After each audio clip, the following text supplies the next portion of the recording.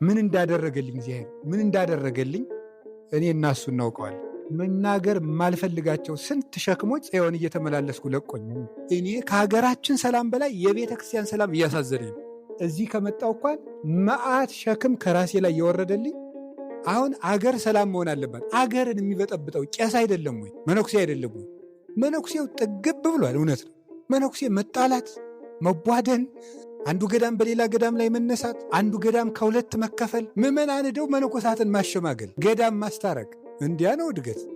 ቄስ የተጣላውን ፍቅር ማን ነው የሚያመጣው? መነኩሴ የተጣላውን ፍቅር ማን ነው የሚያመጣው? ቤተ ክርስቲያን ሄጄ ያልተፈታልኝ ችግር የለም። እውነት ለምን በቤተ ክርስቲያን እርግጠኛ ነው እየነገደ የሚከስር እየተማረ የማይገባው እያሰበ የማይሳካለት ሰው ሁሉ በሕይወታችን ውስጥ ስንኖር በጣም ትልቁ ጥያቄያችን እግዚአብሔር ለምንድን ነው ችግር የሚያመጣብን? ችግር ሲደርስብን ምንድን ነው ማድረግ ያለብን? ቤተ ክርስቲያን ሐኪም ቤት እንጂ ፍርድ ቤት አይደለች።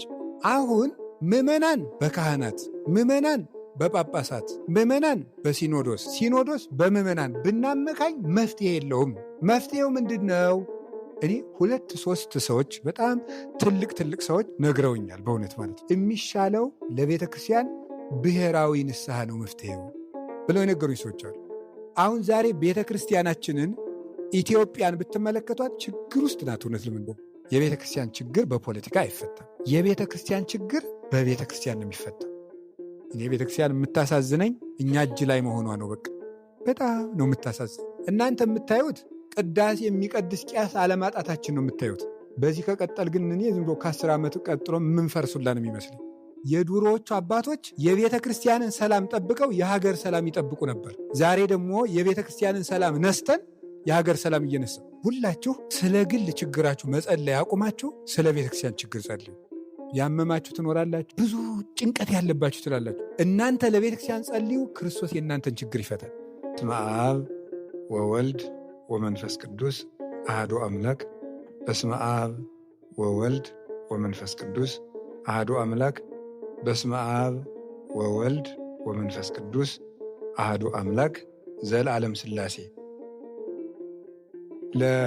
ለቀዳማዊነቱ ትናንት፣ ለማዕከላዊነቱ ዛሬ፣ ለዳህራዊነቱ ነገ የሌለው የመጀመሪያውና የመጨረሻው ካህሌ ኩሉ ባሕረ ምሕረት ታጋሽ እግዚአብሔር ፈጣሪያችን ዓመታትን በወራት ወራትን በሳምንታት ሳምንታትን በዕለታት እየተካ እያፈራረቀ በክረምት በሌላ በበጋ መፈራረቅ በዝናብ እያበቀለ በፀሐይ እያበሰለ የሚመግበን ቸሩ አምላካችን እግዚአብሔር ላደረገልን በጎን ሥራና ቸርነቱ ሁሉ ስሙ የተመሰገነ ይሁን። በድጋሚ እንደምን ቆያችሁ?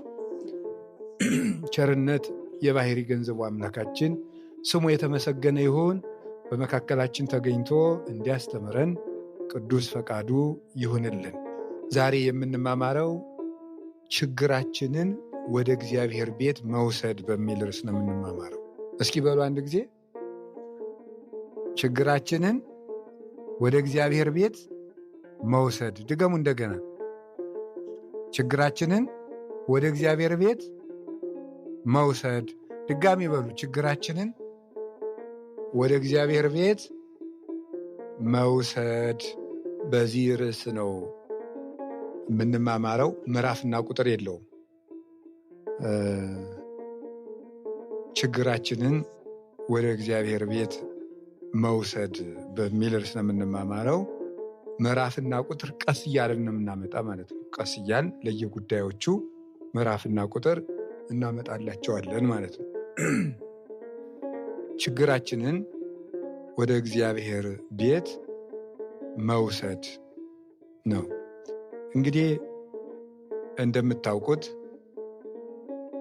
የሰው ልጅ በእግዚአብሔር አርአያና አምሳል ከተፈጠረ ጀምሮ ከነ ችግሩ አልተፈጠረም። እግዚአብሔር ሰውን ችግር ጨምሮ አልፈጠረው። ችግር አልነበረበትም። ችግርን ያመጣው ራሱ የሰው ልጅ ነው። በሰው ልጅ ችግር አልነበረም።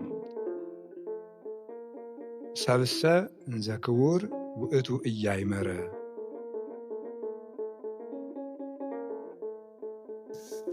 ወኮነ ከመ እንስሳ ዘአልቦ ልብ እንደሌላቸው እንደ እንስሳት ሆነ ይላል። እንግዲህ ችግር የምንለው በዚህ ዓለም ማጣት፣ ጤና፣ መታመም፣ ልብስ ማጣት፣ ፍርሃት፣ ሞት፣ እንደዚህ ያሉ ነገሮች በሙሉ መዋረድ ችግሮች ይባላሉ። መጎስቆል፣ እነዚህ ችግሮች ናቸው። ስለዚህ የመጀመሪያው የሰው ልጅ ችግር አልነበረበትም። የእውቀት ችግር አልነበረበትም። መዝሙር 48 ላይ እንደተጻፈው ሰብሰ እንዘ ክቡር ውእቱ፣ ሰው ክቡር ነበር አላወቀም፣ ባለ አእምሮ ነበር አእምሮ እንደሌላቸው እንስሳት ሆነ ተብሎ የእውቀት ባለጸጋ ነበር። ከባለጸግነቱም የተነሳ በምድር ላሉ እንስሳትና አራዊት ሁሉ ስም ያወጣላቸው የሰው ልጅ ነው። እንግዲህ ተመልከቱ፣ ለእጽዋት፣ ለአዝርዕት፣ ለአትክልት ሁሉ ስም ያወጣ የሰው ልጅ ነው። ይህ የእውቀት ባለጸግነት ነው። አሁን እኛ ለ10 እንስሳት እንኳን ስም አውጥተን ያልቅብን ነበር። አዳም ለሺህ እልፍ ለማይቆጠሩ እንስሳት፣ አራዊት፣ እጽዋት ሁሉ ስም አውጥታል። የእውቀቱ ባለጸግነት ነው። አባታችን አዳም እና እናታችን ሔዋን የእውቀት ባለጸጎች ናቸው። የሀብት ባለጸጎች ናቸው። እግዚአብሔር አምላካችን በኦሪት ዘፍጥረት ምዕራፍ 2 ላይ አባታችን አዳምና እናታችን ሔዋንን ከሰማይ በታች ከምድር በላይ ያለውን ሁሉ ግዙ፣ ንዱ፣ ሁሉን ከሰማይ በታች ከምድር በላይ ያለውን ሁሉ የሰማይ አዕዋፍን፣ የምድር እንስሳትን፣ ምድርን ቅንይዋ ለምድር፣ ምድርን በጠቅላላ ግዙ ብሎ ስለሰጣቸው አዳምና ሔዋን ባለጸጎች ነበሩ። ሞት አልነበረባቸውም። ወነፋ እግዚአብሔር ውስተ ገጹ ለአዳም መንፈሰ ሕይወት፣ እግዚአብሔር በአዳም ላይ የሕይወት እስትንፋስን እፍ አለበት። አዳምም ሕያው እስትንፋስ ያለው ፍጡር ሆነ ተብሎ እንደተነገረ ሞት የሚያስፈራቸው ወይም ጤና የሚያውካቸው አልነበሩም። የጤና ችግር የመጣው ከኦሪት ዘፍጥረት ምዕራፍ 3 ቁጥር 17 ጀምሮ ርግምተ ትኩን ምድር በእንቲአከ ሶከ ወአሜከላ ለይብቁልከ፣ ምድር በአንተ ምክንያት የተረገመች ትሁን፣ ምድርም እሾሃና አሜከላን ታብቅልብህ ተብሎ እንደተነገረው በሰውነቱ ላይ ምድር የተባለ የሰው ልጅ ሰውነት ነው። እሾህ አሜከላ ደግሞ የተባሉ በሰው ሰውነት ላይ የመጡ ደውያት ናቸው እና ደግሞ ፍቶታት እኩያት ክፉ ሐሳቦች ናቸው። ስለዚህ አዳም የጤና ችግር አልነበረበትም። ሞት አያስፈራውም። ሕያው ፍጡር ተደርጎ የተፈጠረ ነው። የሚበላው የሚጠጣው አልቸገረውም። ፍሬን በተሞሉ ዛፎች መሃል በገነት 4 ወንዞችን እየጠጣ እንዲኖር የተፈጠረ ነው። እግዚአብሔርም ለአዳም የብርሃን ልብስ ሰጥቶት ብርሃን የለበሰ ነበር አባታችን አዳም። ስለዚህ የሰው ልጅ ምንም ችግር የለበትም ነበር ማለት ነው። በኋላ ችግርን አመጣ። ሕግ ሲያፈርስ ችግር መጣ። ችግር ቀድሞም ሆነ ዛሬ የሚመጣው በሕግ መተላለፍ ነው። ችግር የሚመጣው እኛን ለማረም። ችግር ወይ እኛ ሕግ ተላልፈን ይመጣል ወይም ደግሞ ሕግ የተላለፉ ሰዎች በእኛ ላይ ያመጡታል። ከዚህ ውጭ አይመጣም። ወይም እኛ ሕግ ስንተላለፍ ችግር ይመጣል፣ ወይም ደግሞ እኛ ሕግ እንዳንተላለፍ ለጥበቃ ችግር ይመጣል። 2 ቆሮንቶስ ምዕራፍ 12 ላይ ቅዱስ ጳውሎስ ወተሁበኒ መላከ ሰይጣን ዘይደጉፀኒ ወዘይኰርዐኒ ርእሴ ከመ ኢይትዐበይ ከመ ኢይትዐበይ ይላል። ራሴን የሚቀጠቅጠኝ ጎኔን የሚወጋኝ የሰይጣን መልእክተኛ የሆነ ደዌ ተሰጠኝ፣ ይህም በተሰጠኝ ጸጋ እንዳልታበይ ነው ይላል። ስለዚህ እግዚአብሔር ምን ያደርጋል መሰላችሁ?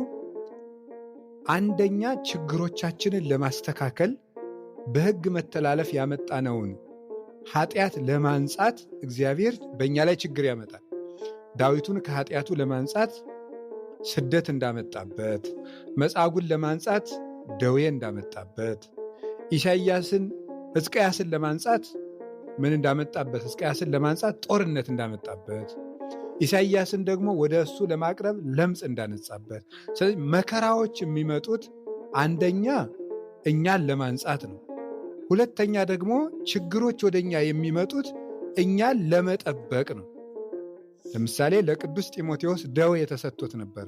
ምክንያቱም ወጣት ጳጳስ ስለነበረ እንዳይፈተን እግዚአብሔር ደዌ ሰጥቶታል።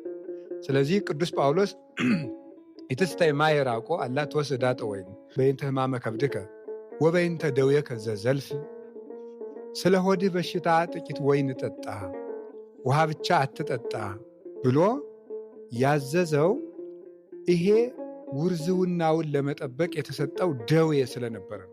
ወይም ስለ ገድሉ ጽናት፣ ሁልጊዜ ስለ ገድሉ ጽናት ደዌ ይሰጠዋል፣ እንዲጠበቅ ነው። አንዳንዱን እንዳይወድቅ ለመጠበቅ መከራ ይሰጠዋል። አንዳንዱን ደግሞ ጸጋውን እንዳያጣ እንዳይታበይ ጸጋ ይሰጠዋል። አንዳንዱን ስለታበየ ደዌ ይሰጠዋል። ስለታበየ ደዌ ይሰጠዋል። ስለዚህ ችግሮች የሚመጡት ለዚያ ነው። የሚያስፈራሩ ሰዎች፣ የሚያስቸግሩ ሰዎች ጭምር የሚላኩት እግዚአብሔር ሰዎችን ለመፈወስና ለመጠገን የሚልካቸው ናቸው እና ችግር ያለኛ አይመጣም። እግዚአብሔር ግን ክፉ ነገርን አይፈጥርም። በያዕቆብ መልእክትም ላይ ሲናገር እስመ ኢያሜክር እግዚአብሔር በእኩይ፣ እግዚአብሔር ሰውን በክፉ አይፈትንም፣ ሰው በገዛ ፈቃዱ ይፈተናል እንጂ ይላል። ስለዚህ የምናመጣው በእኛው ፈቃድና ሕጸጽ ምክንያት ነው የሚመጣው። አንዳንዱን ደግሞ ስለተሰጠን ጸጋ በእግዚአብሔር ፊት መስክረን የእግዚአብሔርን ፍቅር እንድንገልጽና እንድናሳውቅ መከራ ወደኛ ይላካል። ፍቅራችን እንድንገልጽ የሚያነዋውፁ የመከራ ወጀቦች መጥተው በእነዚያ መካከል ለእግዚአብሔር ያለን ፍቅር ሳይጎድል ቀርቶና ሳናማረር ቀርተን እግዚአብሔርን መውደዳችን እንድንገልጽ ችግሮች ወደኛ ይላካሉ። ስለዚህ ችግር ወደኛ የሚመጣበት ምክንያት በጣም ብዙ አይነት ነው። አዳምን ስለዚህ የተሰጠውን ጸጋ እንዲያውቅ ለማስላት ለማስተካከል ችግሮች ተልከውበታል። ለቅጣትም ይላካል ችግር። ስለዚህ አዳም አዋቂ ነበር፣ እውቀት የሌለው ሆነ፣ እውቀት ተነሳው። ከዚያ በኋላ በአዳም ኃላፊያት መጻያት በህሊናው ይወጡለት ይወርዱለት ሁሉን ያውቅ የነበር አዳም፣ እሱና ልጆቹ ግን እውቀት ከነሱ ተለይቶ በወረቀት ጽፈው የሚያጠኑ የሚደክሙ በትምህርት ቤት የሚገቡ ሊሆኑ የተገባው ከዚህ የተነሳ ነው። ይሄ ችግር መጣ። የእውቀት ችግር መጣ። የደዌ ችግር መጣ። ክፉ ሐሳብ በአዳም ይነዋወጽበት ጀመረ። በጣም ብዙ ችግሮች በአዳም አእምሮ መውጣት መውረድ አበዙ ማለት ነው። ይህ የመጣው ችግር እግዚአብሔርሰ ኢገብረ ሞተ አላ ጸውዕወ ረሲያን ወአምሰልዎ አርከ፣ እግዚአብሔር ሞትን አልፈጠረም፣ ነገር ግን ሕጉን የዘነጉ ሰዎች ጠሩት፣ እነሱም ባልንጀራ አደረጉት እንጂ ብሎ ሰሎሞን በመጽሐፈ ጥበብ ምዕራፍ 2 ላይ እንደነገረን እግዚአብሔር ችግርንና ሞትን ጨምሮ አልፈጠረም። ለችግር ግን እንደሚስማማ አካልን ሰጥቶ ፈጥሮናል። አሁን እንግዲህ ከዚያ የተነሳ ጀምሮ የሰው ልጅ ይቸገራል። ከልብስ ይቸገራል፣ ከምግብ ይቸገራል፣ ሰላም ይቸገራል፣ ጤና ይቸገራል፣ እውቀት ይቸገራል፣ ብዙ ነገር ይቸገራል። በክፉ ሐሳብ ይቸገራል፣ ሀገር ጥሎ ይቸገራል፣ ብቸኝነት ያስቸግረዋል፣ ውጣ ውረድ፣ በጣም ብዙ ነገር የሰው ልጅ ጭንቀት ያስቸግረዋል። ስለዚህ በችግር የምናሳልፍ ሆነናል። ራሳችን እንዘባይል ውእቱ አንደየ ርእሶ እንዘ ንጉሥ ውእቱ አቅነየ ርእሶ ይላል አትናቴዎስ በቅዳሴው። አዳም ባለጸጋ ነበር፣ ራሱን ድሃ አደረገ። ንጉሥ ነበር፣ ሊገዛቸው ለተፈጠሩት ፍጥረታት ራሱን አስገዛ ብሎ እንደነገረን ራሳችንን ድሃ አደረግን። በፈቃዳችንም ችግርን ስበን ጎትተን አመጣ ነው። ከዚያ የተነሳ እንግዲህ ችግሮችን እግዚአብሔር ደግሞ ቸር ስለሆነ በአንድም በሌላም መንገድ እኛኑ ለማስተካከል ወደ እኛው ችግሮች እንዲመጡ ያደርጋቸዋል። እንደ ማህበር ይላክብናል፣ እንደ ሀገር ይላክብናል፣ እንደየግላችን ይላክብናል፣ እንደየቤተሰብ ይላክብናል። ስለዚህ ችግር የሚመጣው ቅድም እንዳልኳችሁ ለእግዚአብሔር ያለንን ፍቅር እንድንገልጽ፣ ከኃጢአታችን እንድንነጻ፣ ጸጋችን እንዲጠበቅልን፣ እንዳንወድቅ ደግሞ ለመጠበቅ፣ ከወደቅን ደግሞ ጥሪ ለማድረግ በንስሐ ለመጥራት በእነዚህ 5 ምክንያቶች እግዚአብሔር በአባትነቱ እንክብካቤ ችግር ወደኛ እንዲመጣ ያደርጋል ማለት ነው። ለምሳሌ አንድ ነገር ልንገራቸው። አባ ጊዮርጊስ ዘጋስጫ ትምህርት እምቢ ባይለው ኑሮ የድንግል ማርያም ፍቅር ይህን ያህል ይጸናለት ነበር? አይጸናለትም። ትምህርት እምቢ ብሎት እመቤታችን በምልጃዋ እውቀት ስትገልጽለት የእመቤታችን ፍቅር በዚያው በስቶለት ቀረ ማለት ነው። ስለዚህ አንዳንድ ጊዜ የምንፈልጋቸውን ነገሮች እግዚአብሔር ያስረዝማቸዋል፣ ጊዜያቸውን ያርቃቸዋል፣ ሳናገኛቸው እንድንቆይ ያደርጋል። አንዳንድ ጊዜ እጃችን ላይ ያለውን ነገር ይወስደዋል። ምክንያቱም ያለን ነገር ወደ እግዚአብሔር ለመቅረብ እንቅፋት የሚሆንብን ከሆነ እሱን ይወስደዋል። ለምሳሌ በዘመድ መከበባችን እግዚአብሔርን እንዳናስታውስ ካደረገን ብቻችን ያደርገናል። ሀብታም መሆናችን ወደ እግዚአብሔር እንዳንቀርብ ካደረገን እግዚአብሔር ሀብቱን ይወስደዋል። ጤነኛ ሆነን እግዚአብሔርን ማስታወስ ካቃተን እግዚአብሔር ጤናችንን ያጎለዋል። እነዚህ ሁሉ እግዚአብሔር እሱ በምሕረቱ ፍጥረትን የሚንከባከብባቸው ጥሪዎች ናቸው። ወደ እሱ የሚጠራበት የምሕረት ደብዳቤዎቹ ናቸው። እያንዳንዱ ወደ ሕይወታችን የሚመጡ ችግሮች በሙሉ ወደ እግዚአብሔር እንድንዞር በጣም ብዙ ነገሮችን እየሞከርን አልሳካ ሲል እነዚህ ሁሉ መጥሪያ ናቸው። እየነገደ የሚከስር፣ እየተማረ የማይገባው፣ እያሰበ የማይሳካለት ሰው ሁሉ ወደ እግዚአብሔር እንዲዞር መጥሪያ ደብዳቤዎች ናቸው። ስለዚህ እግዚአብሔር አምላካችን በባህሪው ምስጉንና ቸር የሆነው እሱ እኛን ለመንከባከብ ችግሮች ያመጣል። ከዚያ የተነሳ የሰው ልጅ በችግር የሚኖር ሆኗል ማለት ነው።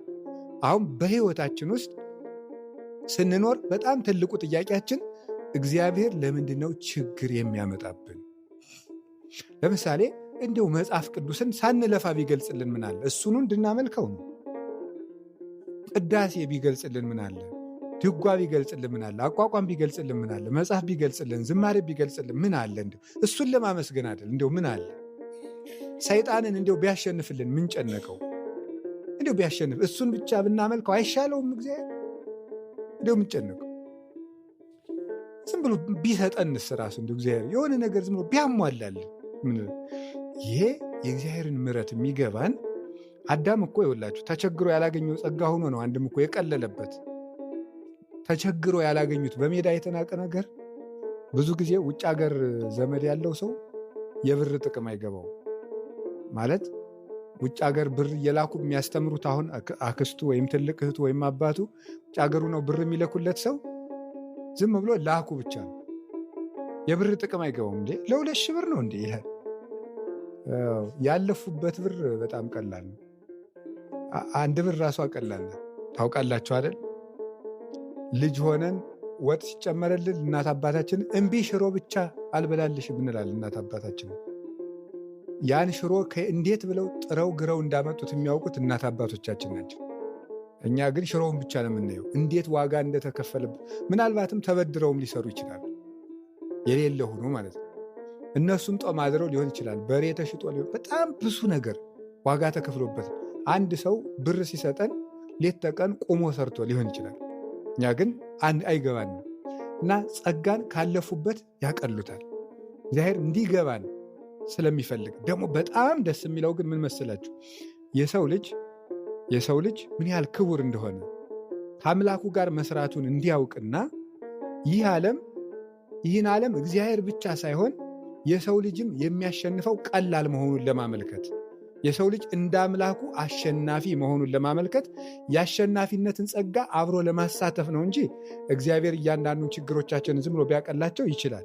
ስለዚህ በዮሐንስ ወንጌል ምዕራፍ 16 ቁጥር 33 ላይ እንደነገረን እስመ ሀለወክሙ በዓለም ሕማመ ትርከቡ ወኀቤሰ ሰላመ ትርከቡ፣ በዓለም ሳላችሁ መከራ አለባችሁ፣ በእኔ ዘንድ ግን ሰላም ታገኛላችሁ። ወባይቱ ጽንዑ እንከ እስመ አነ ሞይክዎ ለዓለም፣ ግን አይዟችሁ ጽኑ፣ እኔ ይህንን ዓለም ድል ነስቼዋለሁና ይላል።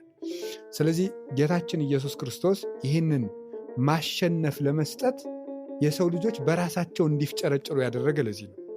እንዲፍጨረጨሩ፣ ራሳቸው እንዲጥሩ፣ እንዲግሩ። ልጅ ሁልጊዜ በእናቱ ጀርባ ታዝሎ አይኖርም፣ እርምጃ ያስተምሩታል እንጂ። ሲራመድ ግን ሊወድቅም ሊነሳም ይችላል።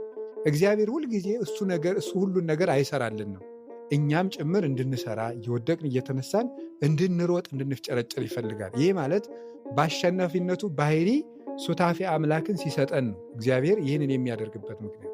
ስለዚህ ችግር የሚመጣው ለዚህ ነው። አሁን እንደ ችግር የሚመጣው በዚህ ምክንያት ከሆነ ችግር ሲደርስብን ምንድን ነው ማድረግ ያለብን የሚለውን አንዷን ብቻ ነው ዛሬ የምናየው። የዛሬው ርዕሳችን ችግሮቻችንን ወደ እግዚአብሔር ቤት መውሰድ ነው።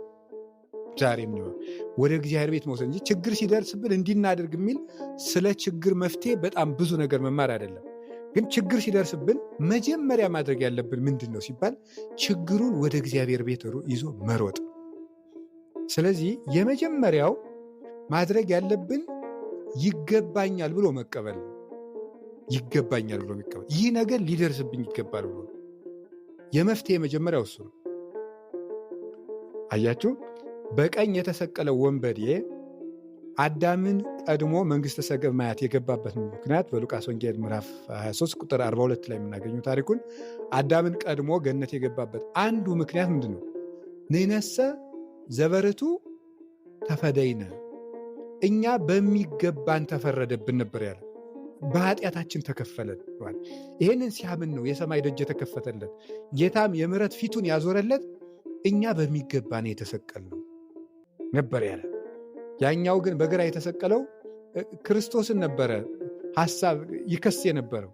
አምላክ ከሆንክ እስቲ አንተ ራስህን አድንና ከዚያም እኛም አይተን እንመንብህ እያለ በክርስቶስ ይመጻደቅ ነበር። መፍትሄ የሚፈልግ ሰው እግዚአብሔር ላይ ጣቱን አይቀስርም። ጌታ ሆይ ምን አድርጌ ነው ለምን እንዲህ አደረክብኝ አይልም። በሚገባ ተፈረደብኝ ነው የሚለው። ሲያንሳይ ነው፣ ይህ ለእኔ ትንሽ ነው፣ እንደ በደሌ ብዛት፣ እንደ ኃጢአቴ ብዛት፣ እንደ ልቡናዬ ጽናትና መደንደን፣ እንደ ስንፍናዬ፣ እንደ ክፋቴ ይሄ ሲያንሳይ ነው ብለን ስንቀበል ያን ጊዜ እግዚአብሔር በምሕረት ዓይኖቹ እኛን መመልከት ይጀምራል። ከዛ ይሄንን ካደረግን በኋላ ምንድን ነው ማድረግ ያለብን? መፍትሄውን ይዘን ወደ እግዚአብሔር መሮጥ። አሁን ለምሳሌ እንጉዳችሁ ቅዱስ ዳዊት ምንድን ነው ያደረገው? መዝሙር 6 ቁጥር 1 ላይ ችግር በደረሰበት ጊዜ የጸለየው ነው። ምንድን ነው ያደረገው? የገዛ ልጁ ቤተ መንግሥቱን ቀምቶ የዳዊቱን ሚስቶች በአደባባይ አጎሳቁሎ አዋርዶ አባቱን አሰደደ። የዚህ ጊዜ ምን አለ? እኔ ምን አደረግኩ? ልጄን ምን በደልኩት? ወደ ልጁም አልቀሰረም። ምን አርጌው ነው ይሄ ክፉ ልጅ እንዲህ የሚያደርገኝ አላለም። ችግር ሲደርስበት ወደ አቤሴሎም ሳይሆን የቀሰረው ወደ እግዚአብሔር ነው የዞረው። ምንድን ያለ? እግዚኦ በመዓትከ ይትቅስፈኒ ወበመቅሰፍትከ ይትገሥጸኒ ተሳለኒ እግዚኦ እስመ ድውአነ ወፈውሰኒ እስመ ታውካይ ጽምቴ። አቤቱ በቁጣ አትገሥጸኝ፣ በመዓትህም አትቅሰፈኝ። 7 ትካትን 7 ሰዶምን ባጠፋህበት መቅሰፍትህ አትገሥጸኝ፣ አታጥፋኝ። የኃጢአት ድውይ ነኝና ይቅር በለኝ ነበር ያለ ማለት ነው። አያችሁ፣ 2 ነገር ቅዱስ ዳዊት ለችግሩ መፍትሄ አመጣ። ከሞቀ ከደመቀ የወርቅ ዘውድ ደፍቶ ወላንሳ ከተነጠፈበት አልጋ ዙፋን ላይ ይኖር የነበረ ዳዊት፣ ሺህ በቀኙ ሺህ በግራው የሚረበረብለት ዳዊት እንደ ከርታታ ወፍ በረሃ ለበረሃ ሲንከራተት እንዴት የገዛ ልጄ በእኔ ላይ ይህን ያነሳብኛል ብሎ ወደ ጠላቱ አልቀሰረም፣ እግዚአብሔርን አላማረረም። ያደረገው ድውይ ነኝና ፈውሰኝ ነው። አሁን ልብ በሉ፣ ችግር ሲደርስብን መጀመሪያ ማድረግ ያለብን የችግሩን ምክንያት ራሳችንን ማድረግ ነው። የመጀመሪያው ማለት እኔ ነኝ። እኛ በሚገባ ነው የተከፈለን። ትንቢተ ዳንኤል ምዕራፍ 9-10 ስታነቡ ነቢዩ ዳንኤል ሲጸልይ በሚገባ እንደ ኃጢአታችን ተከፍሎናል ነው የሚለው። ይህንን ሁሉ ያመጣብን በኃጢአታችን ነው። ስለዚህ እኔ ነኝ ማለት እነ ገሌ እኮ ናቸው፣ እገሌ እኮ እንዲህ ያደረገኝ ከማለት እኔ ነኝ። እግዚአብሔር መቅሰፍት ሲያመጣ ሰው ወደ ሁለት ነገር ነው ፊቱን ማዞር ያለበት። የመጀመሪያ ወደ ራሱ፣ ቀጥሎ ወደ እግዚአብሔር። መጀመሪያ የሰው ልጅ ችግር ሲመጣ መከራ በር ሲያንኳኳ መጀመሪያ ሰው ማዞር ያለበት ፊቱን ወደ ራሱ ነው። ፊቱን ወደ ራሱ ያዞረ ሰው ምን ያደርጋል? እግዚአብሔር ያየብኝ ስህተት ይኖራል። በትንቢተ ኢሳይያስም ላይ ስታነቡ ምዕራፍ 38 ላይ ምንድን ነው ያደረገው?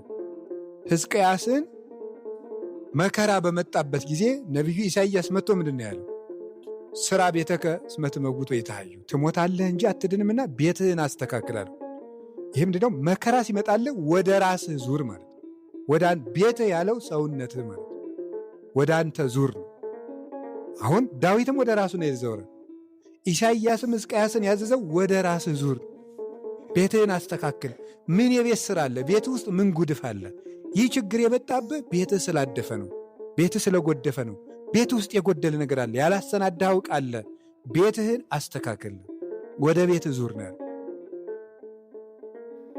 ሰሎሞን ምን ይላል? ባልንጀራ በገሰጸህ ጊዜ ወደ ኋላ ተመለስ ይላል። ባልንጀራ በገሰጸህ ጊዜ ወደ ኋላ ተመለስ ማለት አንገትህን ነቅንቀህ እሱን ወደ መቃወም ከምትሄድ ስህተቶችን ወደ ማየት ተመለስ ነው። ስህተቶችን ወደ ማየት ተመለስ። ክፉ ምላስ ራሳችን እንድንመረምር የሚላክ መመርመሪያ ደብዳቤ ነው፣ መጠይቅ ነው፣ እኛን የምንጠይቅበት። ስለዚህ ዳዊትም ወደ ራሱ ዘረ፣ ሕዝቅያስም ወደ ራሱ ዞረ። ቀጥሎ ሰው ወደ ራሱ ይዞርና ንስሐ ገብቶ ማረኝ አላበጀሁም ካለ በኋላ ሰው ችግሩን ወደ እግዚአብሔር ቤት ይዞ መሄድ ነው። አሁን እየነገርኳችሁ ነው። ችግር ሲደርስብን ምን ማድረግ አለብን? መጀመሪያ ወዴት ነው መዞር ያለብን ያልኳችሁ? አቤት፣ ወደ ራሳችን መዞር። ጥርቅም አድርጎ መጀመሪያ የሆነ ችግር እንዲህ እኮ እየታማህ ነው፣ እንደዚህ ደርሶብሃል፣ እንዲህ ልትደረግ ነው ተብሎ ማስፈራሪያዎች ገና ስንሰማ ቶሎ ብለን ኃጢአቶቻችንን ነቅሰን ወደ መጻፍ ነው መሄድ ያለብን። እነዚህን ችግሮች ወደ ማየት ራስን ወደ ማስተካከል መሄድ ነው። ቀጥሎ ወዴት ነው የሚኬደው? ወዴት ነው? ወደ እግዚአብሔር ቤት። ወደ እግዚአብሔር ቤት ስንሄድ ደግሞ ማድረግ ያለብን ምን ይመስላችኋል? 3 ነገር ነው የምናደርገው። አንደኛው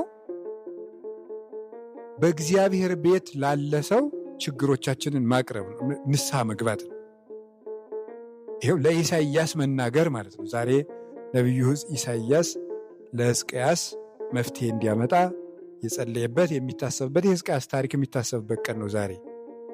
ስለዚህ ለኢሳይያስ መናገር ነው። ለኢሳይያስ መናገር የሚለውን በምን ይተረጉሙታል? በካህናትና በመምህራን ይናገሩታል። የእግዚአብሔር ቃል ወደሚያውቅ ሰው ሄዶ ማማከር እና ለንስሐ አባት መንገር ነው። ምክንያቱ ለምንድን ነው? በተለይ እግዚአብሔር ፍቅር ነው አይደል? እግዚአብሔር ፍቅር ነው። እግዚአብሔር ፍቅር ነው ማለት ምን ማለት ነው? አብ፣ ወልድ፣ መንፈስ ቅዱስ ስንት አምላክ ናቸው ማለት ነው? ንገሩኝ እንጂ። ፍቅር ማለት ብዙ ሆኖ አንድ መሆን ማለት ነው። ሌላ የለውም። ፍቅር ማለት እኮ እሱ ብዙ ሆኖ አንድ መሆን ነው ፍቅር ማለት። አብ ማለት ደግሞ አንድ ሆኖ ብዙ መሆን ማለት ነው፣ መለያየት ማለት ነው። ፍቅር ሲሆን ደግሞ ወነሐውር ቤተ እግዚአብሔር በአሐዱ ልብ፣ እግዚአብሔር ፍቅር ነው ማለት እግዚአብሔር 3 አካል፣ አካሉ 3 ነው፣ አንድ ነው ማለት። ፍቅር ማለት በጣም ብዙ ብንሆንም እንደ አንድ ልብ ማሰብ ነው። ስለዚህ ምን ማለት ይመስላችኋል? ፍቅር ማለት እንደዚህ ከሆነ ትርጉሙ አሁን ለሰው እንድንናገር የሚያደርገን ለምንድን ነው? ለንስሐ አባት የምንናገር ለምንድን ነው? እግዚአብሔር ቀጥታ ይሰማናል? ይሰማናል። ለምንድን ነው እንደዚያ የምናደርግ? እግዚአብሔር ራሱ ህብረታዊ አምላክ ነው፣ የአንድነት አምላክ ነው። ስለዚህ የአንድነት አምላክ ስለሆነ በኦሪት ዘዳግም ምዕራፍ 6 ቁጥር 4 ላይ ስምዐ እስራኤል አሐዱ ውእቱ እግዚአብሔር አምላክከ፣ እስራኤል ሆይ ስማ ፈጣሪህ እግዚአብሔር አንድ ነው ይላል። ይሄ አንድ ነው የሚለው በዕብራይስጡም ቃል የተጻፈው አንድ ዋህድ ነጠላ ሲንግል የሚል ሳይሆን ዩናይትድ የሆነ የተዋሃደ ማለት ነው። አንድ የሚለው ነጠላ ለማለት አይደለም። እግዚአብሔር አምላክ አንድ ማለት ብቸኛ ነጠላ ለማለት ሳይሆን ምን ማለት የተዋሃደ የሚል እግዚአብሔር አምላክ አንድ ነው የሚባለው የተዋሃደ ለማለት እንጂ አካሉ ሲንግል ናት ለማለት አይደለም። የብሉይ ኪዳኑ ስር ቃሉም እንደዛ አይደለም፣ ስርወ ቃሉም እንደዛ አይደለም። የተዋሃደ ነው ማለት ነው። እግዚአብሔር የተዋሃደ ነው። ሥላሴ በተዋህዶ ተዋህዶ በተሥላሴ ነው። ተጋበው በተከፍሎ ተከፍሎ በተጋበው እስመ ምስጢረ ሥላሴ ይትከፈል ወይ ይትከፈል ይባላል። ይትከፈሉ በአካላት ወይ ይትከፈሉ በመለኮት፣ ይሴለሱ በአካላት ወይ ተዋህዱ በመለኮት እንላለን። ስለዚህ እግዚአብሔር 3 አካል አንድ ጌታ እንደሆነ ሁሉ እኛም ምንድነው በህብረት ነው ምንድነው። ስለዚህ ሰው የራሱን ድነት በብቻው የሚፈጽም አይደለም። ድነቱን የሚፈጽመው ህብረታዊ ሆኖ ነው። ለራሱ ድነት ኃላፊነት የሚወስደው ራሱ ነው። ነገር ግን ድነቱን እንዲፈጽም ግን ከሌሎች ጋር ሆኖ ነው የሚፈጽመው። ስለዚህ ንስሐ አባት የሚያስፈልገን ድነት ህብረታዊ ስለሆነ ነው።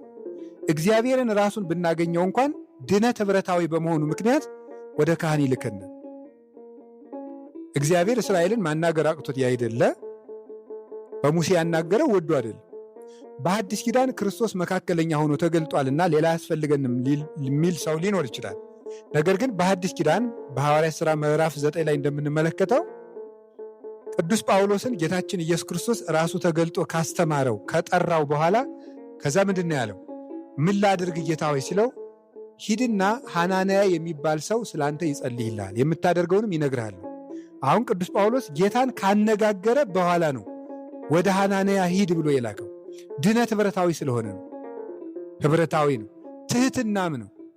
ጌታ የዮሐንስ መጥምቅ አምላክ ሆኖ ሳለ ግን ከብሉይ ኪዳኑ ሊቀ ካህናት ልጅ ከዮሐንስ መጥምቅ እጅ በታች ራሱን አስገዝቶ ዝቅ ብሎ እንደተጠመቀ ድህነትም ኦርቶዶክሳዊ ሰው ምን ትልቅ ሰው ቢሆን ከአንድ ሰው ፈቃድ ስር ስለ ክርስቶስ ብሎ ራሱን ያስገዛል። በእውቀት የሚበልጠው ሰው በእውቀት ከሚያንሰው ካህን በታች ይሆናል። በጉልበት የሚበልጠው ሰው ከኮሳሳው ካህን በታች ይሆናል። በሀብት የሚበልጠው ሰው ከድሃው ቄስ በታች ይሆናል።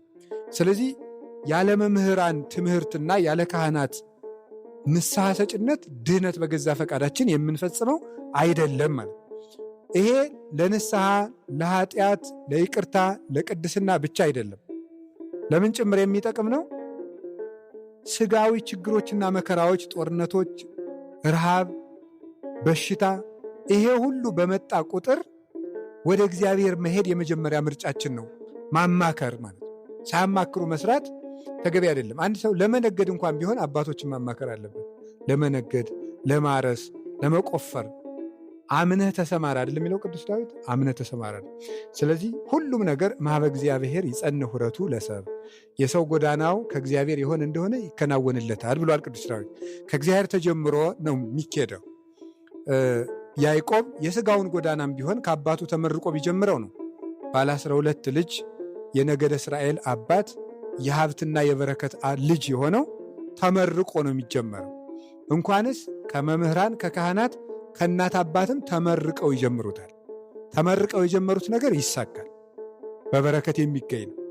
ስለዚህ የእግዚአብሔር ቤተሰቦች ሁላችንም ብናለቅስ ብንጸልይ ይሰማናል አይሰማል? ይሰማናል። ግን እንዲሰማን የእግዚአብሔር ሰዎችን ማነጋገር ያስፈልጋል። የእግዚአብሔር ሰዎችን ማነጋገር፣ ከዛ ወደ እግዚአብሔር ቤት ነገሩን መውሰድ፣ ወደ መቅደስ ይዞ መግባት። ችግር ሲመጣብን ለሰው ከመንገራችን በፊት ወደ እግዚአብሔር ቤት ነው ዘን መሄድ ያለብን።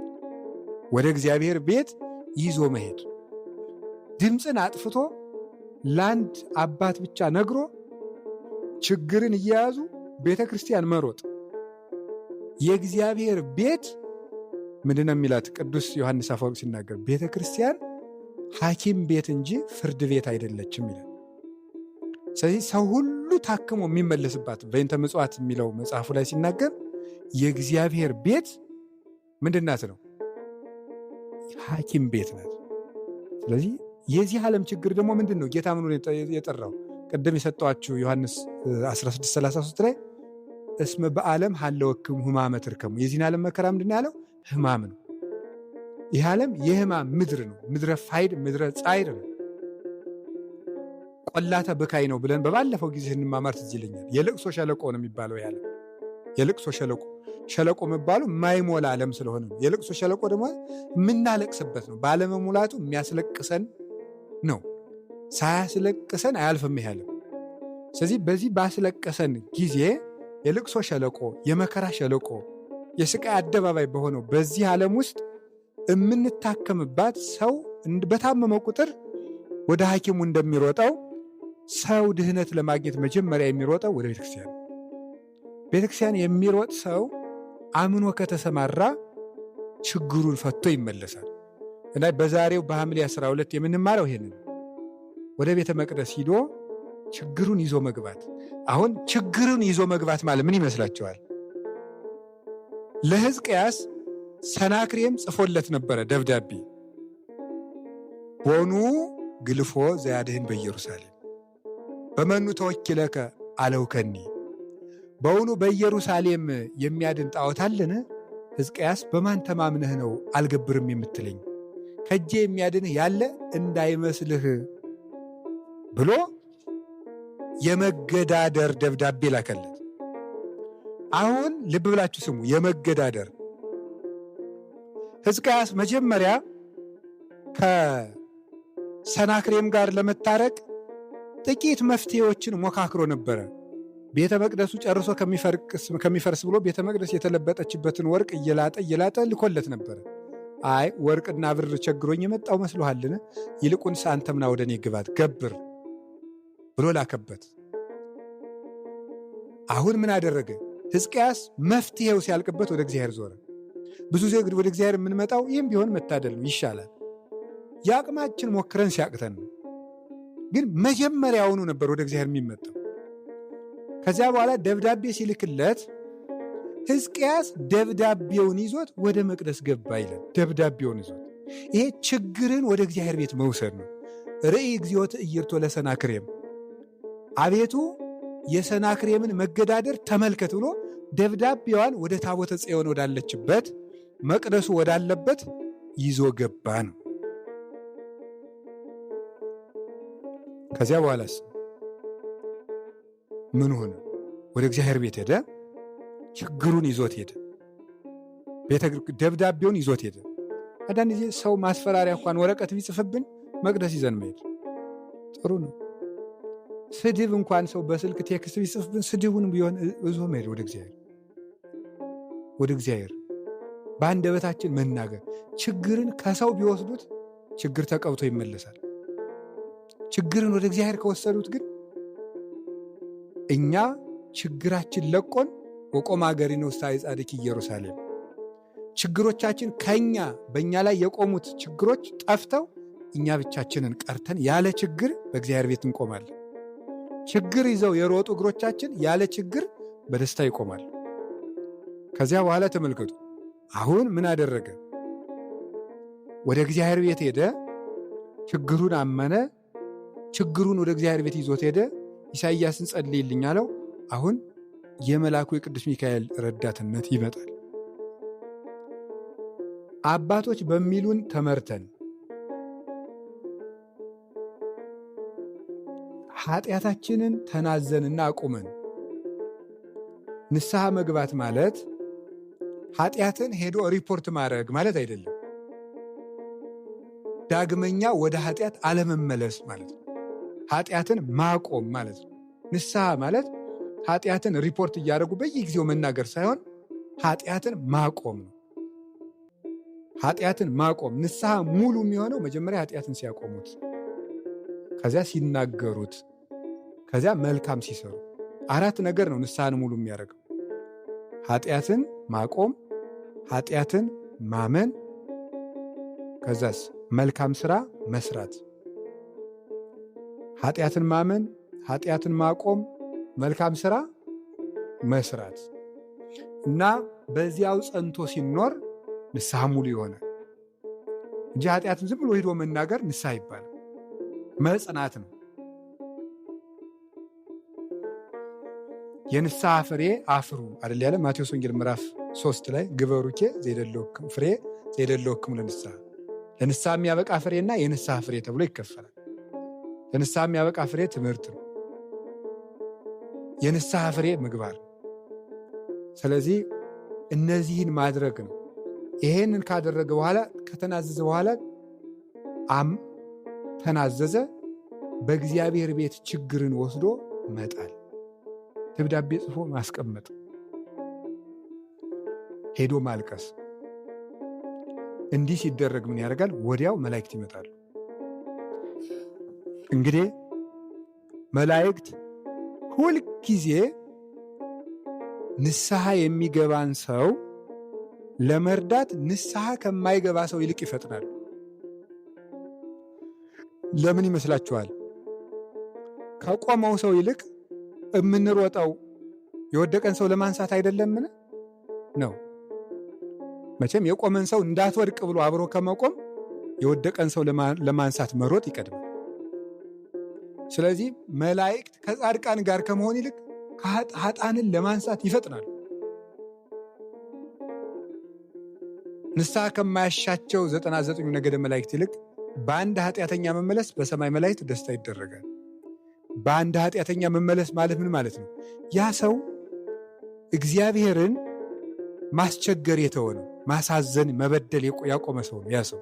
ለዚህ ነው መላእክት የሚደሰቱበት፣ ከዚህ በኋላ ፈጣሪያችን አይበድለውም ብለው። ሁለተኛ ደግሞ ወንድማቸው ነበረ፣ ያደፈ ወንድማቸው ሲነጻ፣ የታመመ ወንድማቸው ሲድን፣ የጠፋ ወንድማቸው ሲገኝ ደስ ይላቸዋል። መላእክት እንደ ትልቅ ወንድም ናቸው ብሎ ማር ይስሐቅ እንደነገረን፣ ሰው ደግሞ እንደ ትንሽ ወንድም ነው። ከማስታም ሞት አሃው አብያን ዘለንኡሳን፣ ትልቅ ወንድሞች ለትንንሽ ወንድሞች እንደሚያዝኑ መላእክት ለሰው ልጅ እንደ ትንሽ ወንድም ያዝናሉ። ሲመለስ ደስ የሚላቸው ለዚህ ነው። ወዲያው ሕዝቅያስ ችግሩን ይዞት መቅደስ እንደገባ ሕዝቅያስ ከመቅደሱ ሳይወጣ መልአኩ ቅዱስ ሚካኤል 185,000 የሰናክሬም ወታደሮችን በስውር ጦር ማለት ሳይወጋቸው ዝም ብሎ አባቶቻችን እንደሚተረጉሙት ከረቂቅ የብርሃን ሰይፉ ጋት የምትባለው ከዚች እስከዚች ናት። ከዚህ እስከዚህ ጋት ይባላል። ይሄ ደግሞ ምንድነው? ስንዝር ይሄ ነው። ጋት ግን ከዚህ እስከዚህ ነው። አንድ ጋት ያህል መዞ ቢያሳያቸው 185,000 ወታደሮች እንደ ቅጠል ረግፈው አደሩ። እሱ ራሱ 15 እግረኛ 7 ፈረሰኛ ሆኖ አገሩን በፈረስ እየሮጠ አጋንንት የነጎድጓድ የመብረቅ ድምፅ እያሰሙት እየተሯሯጠ ሄዶ ወንዘይ ሰግድ ውስተስ ሲድራቅ ቤተ አምላኩ ቀተልዎ ሶርሶር ደቂቁ ይላልና በጣዖቱ ቤት ገብቶ ሲሰግድ ልጆቹ አገሩን አስወርሰህ ሰራዊቱን አስፈጅተህ የመጣህ ገዝቼ ካረጀው በልቼ ካፈጀው ብለህ ነው እኛ በማናይ እንድንሾም ፈልግሃል ብለው የገዛ ልጆቹ በዘነዘላብ ነው አናቱን ብለው ገደሉት። ሕዝቅያስ ግን ቢዋጋ ኑሮ አያሸንፈው። ብዙ ጊዜ ይገርማችኋል፣ ብዙ ጊዜ ሰዎች ሲጣሉን ከነሱ ጋር መዳረቅ እንወዳለን። መድኃኒቱ ግን ወደ እግዚአብሔር መዞር። ወደ ጠላት ተዙሮ መፍትሄ መጥቶ አያውቅም። ወደ እግዚአብሔር ተዙሮ ወደ እግዚአብሔር መዞር። ዓለም ስትቃወም የሚዞረው ወደ እግዚአብሔር ሲጀመር እግዚአብሔር ዓለም በተቃውሞ እንድትነሳብን የሚያደርገው ወደ እኔ ዙሩ ለማለት ነው።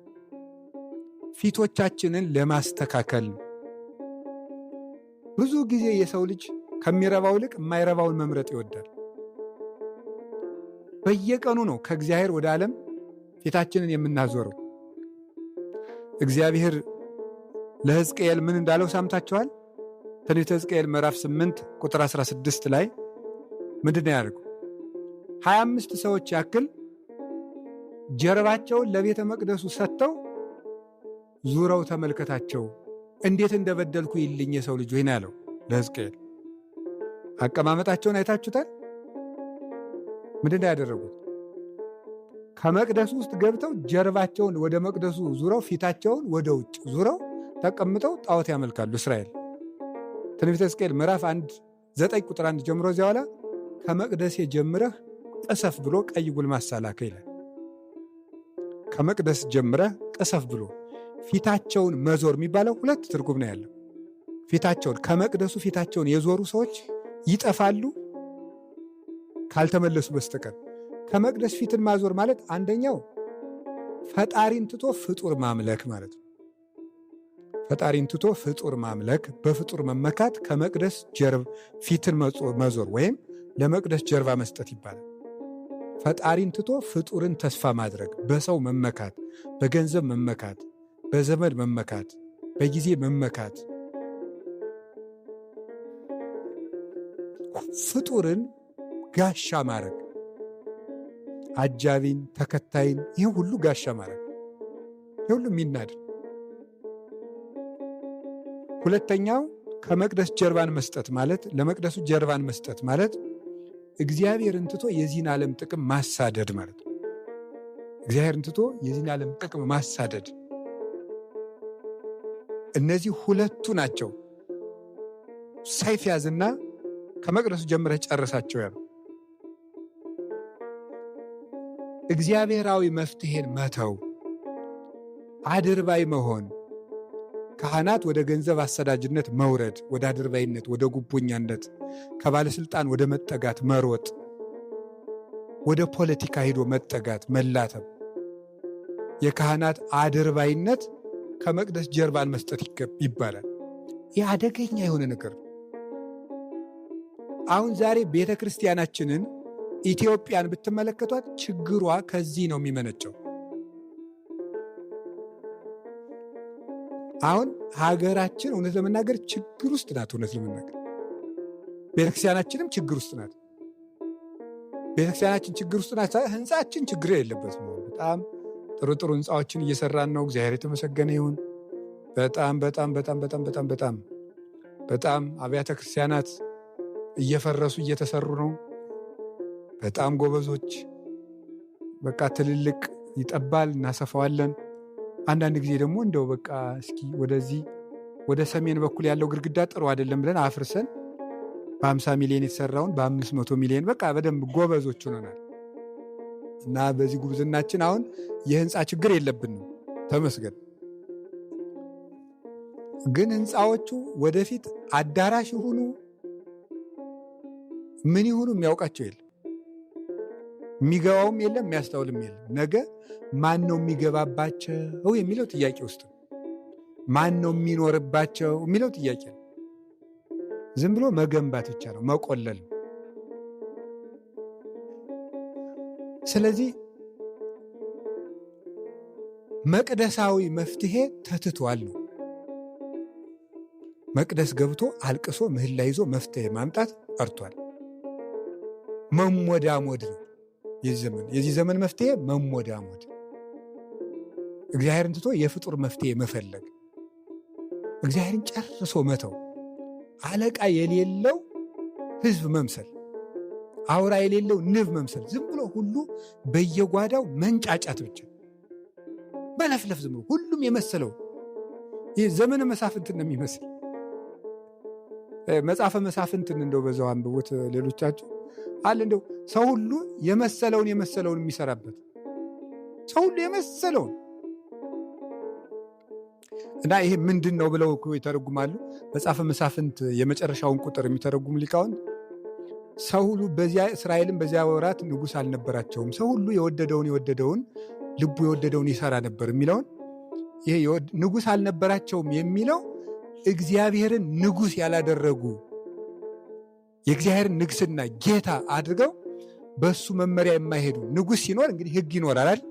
ሰው ሁሉ የወደደውን ይሰራ ነበር ማለት ቤተ ክርስቲያን እንትቶ ሰው ሁሉ የየራሱን ሕግ እያወጣ ይኖራል። በየራሱ ዝም ብሎ መደራጀት፣ የሆነች ማህበር ማቋቋም፣ መሰብሰብ፣ የሆነች የመፍትሄ ማህበር ማቋቋም፣ መደራጀት፣ የሆነ ደግሞ ግሩፕ መፍጠር፣ ደግሞ አንዱ ደግሞ ለብቻው መጮህ፣ ያኛው አንዱን መንቀፍ፣ መጓተት ማለት ነው። መጓተት አንዱ ሮጦ እንዳይሄድ ሌላው እግሩን ይዞ መጎተት ማለት ነው። እየተጓተት እንዲያው አንድ የሰባኪ ቀልድ አለ ታውቃላችኋል? የሰባኪ ቀልድ አንድ ሰው እያሉ ጌታ ሆይ ስጠኝ ስጠኝ ስጠኝ ስጠኝ ስጠኝ ማለት እኔ እውነት ነው ብዬ መጽሐፍ አላነበብኩትም፣ የሰባኪ ቀልድ ነው ያልኩት ለዚያ ነው። ስጠኝ ስጠኝ ስጠኝ ስጠኝ ስጠኝ እያለች ጸልያሉ። ምን ልስጥህ ልጄ ሆይ እንዲሁ ለአንተ የምሰጥህን ለባልንጀራ 2 እጥፍ እሰጠዋለሁ፣ ግን የፈለግከውን ለምን ሲለው ሲያስበው አያዋጣምና አንድ ዓይኔን አጥፋልኝ አላሉ። የባልንጀራው ስንት ዓይኑ እንዲጠፋ ነው? 2 ዓይኑ እንዲጠፋ ማለት ነው። እና በጣም የመጓተት የምቀኝነት የተያይዞ መጥፋት የመውደቅ በቃ ዘመን ነው፣ የመገፋፋት እና መቅደሳዊ መፍትሄ። እስቲ አንድ ጊዜ ሁላችሁ መቅደሳዊ መፍትሄ በሉ። አቤት መቅደሳዊ መፍትሄ በጣም ነው የሚያስፈልገው። ያ መቅደሳዊ መፍትሄ የሚባለው ሁሉም ሰው መንጫጫቱንና መነቃቀፉን ትቶ ወደ እግዚአብሔር መዞር ማለት ነው። ያ ነው የሚያወጣው። አሁን ምዕመናን በካህናት፣ ምዕመናን በጳጳሳት፣ ምዕመናን በሲኖዶስ፣ ሲኖዶስ በምዕመናን ብናመካኝ መፍትሄ የለውም። መፍትሄው ምንድን ነው? መልሱ ሁላችሁም። ኧረ በሉ አቤት። ወደ እግዚአብሔር መዞር ነው ትክክለኛው መፍትሄ። ወደ መቅደሱ መዞር። ችግር አለብን አይደለም? በቃ እሱን ወደ መቅደስ እንውሰደው። ችግሩን ራሱን ማለት ነው። መቅደሱ ውስጥ ራሱ ችግር አለ አይደለም? እሱኑ ችግርም እዛው መቅደስ ውስጥ ይዘነው እንግባ። ምን ይደረግ? ያንም ቢሆን እዛው እናልቅስበት፣ ያም ቢሆን እዚያው ይለቀስበት፣ እዚያው ይጸለይበት። እንዲያ ሲሆን ነው መፍትሄ የሚመጣ። አሁን ግን ስናስበው ግን እያንዳንዳችን አሁን ሰው ታውቃቱ፣ ሰው በጣም ከመቸገሩ የተነሳ እያንዳንዱ ሰው የቤተ ክርስቲያን መፍትሄ አፍላቂ ሆኖ በሚዲያ ይጮሃል። ሁሉም ሰው እንዲህ ቢደረግ ጥሩ ነው፣ እንዲህ ቢደረግ ጥሩ ነው፣ እንዲህ ቢደረግ ጥሩ ነው፣ እንዲህ ቢደረግ ጥሩ ነው። እንዲሁም መናንያንስ ጥሩ ናቸው፣ እዚሁ ናችሁ፣ ምንም የምሰሙት ነገር የለም። ህዝቡ እኮ እዚያ ሲነታረክ ነው የሚኖር። እኔ እንዲሁ ችሎታውን ሁሉ ይገርመኛል። ማለት ትዳሩ አለ፣ ኑሮ ውድነቱ አለ፣ እንጀራ አለ፣ ሰርቶ መብላት አለ፣ ፖለቲካው አለ። ደግሞ በዚህ ለቤተ ክርስቲያን ሲነታረክ ታረገዋለ እንትና አሳይሃለሁ ሲባባል ነው የሚውል ማለት ነው። ቀኑም ሙሉ ሌቱም ሙሉ። እንዲያው የሚሻለን ግን ሁላችንም እናልቅስ ነው። እኔ 2-3 ሰዎች ነግረውኛል፣ በእውነት ማለት ነው። 2-3 ሰዎች በጣም ትልቅ ሰዎች የሚሻለው ለቤተ ክርስቲያን ብሔራዊ ንስሐ ነው መፍትሄው ብለው የነገሩኝ ሰዎች አሉ። ብሔራዊ ንስሐ ማለት ከላይ እስከታች ንስሐ መግባት፣ መፍትሄው እሱ ነው። እግዚአብሔር ማረን ማለት ነው። ከእግዚአብሔር ጋር መታረቅ ነው። መፎከር ምንም መፍትሄ አይመጣም። የገደል ማሚቶ ነው የምንሆነው። የገደል ማሚቶ ማለት ሲሉት እሱም አብሮ ይላል መልሶ። ስለዚህ መጫጫህ ብቻ ነው፣ መደናቆር ማለት ነው።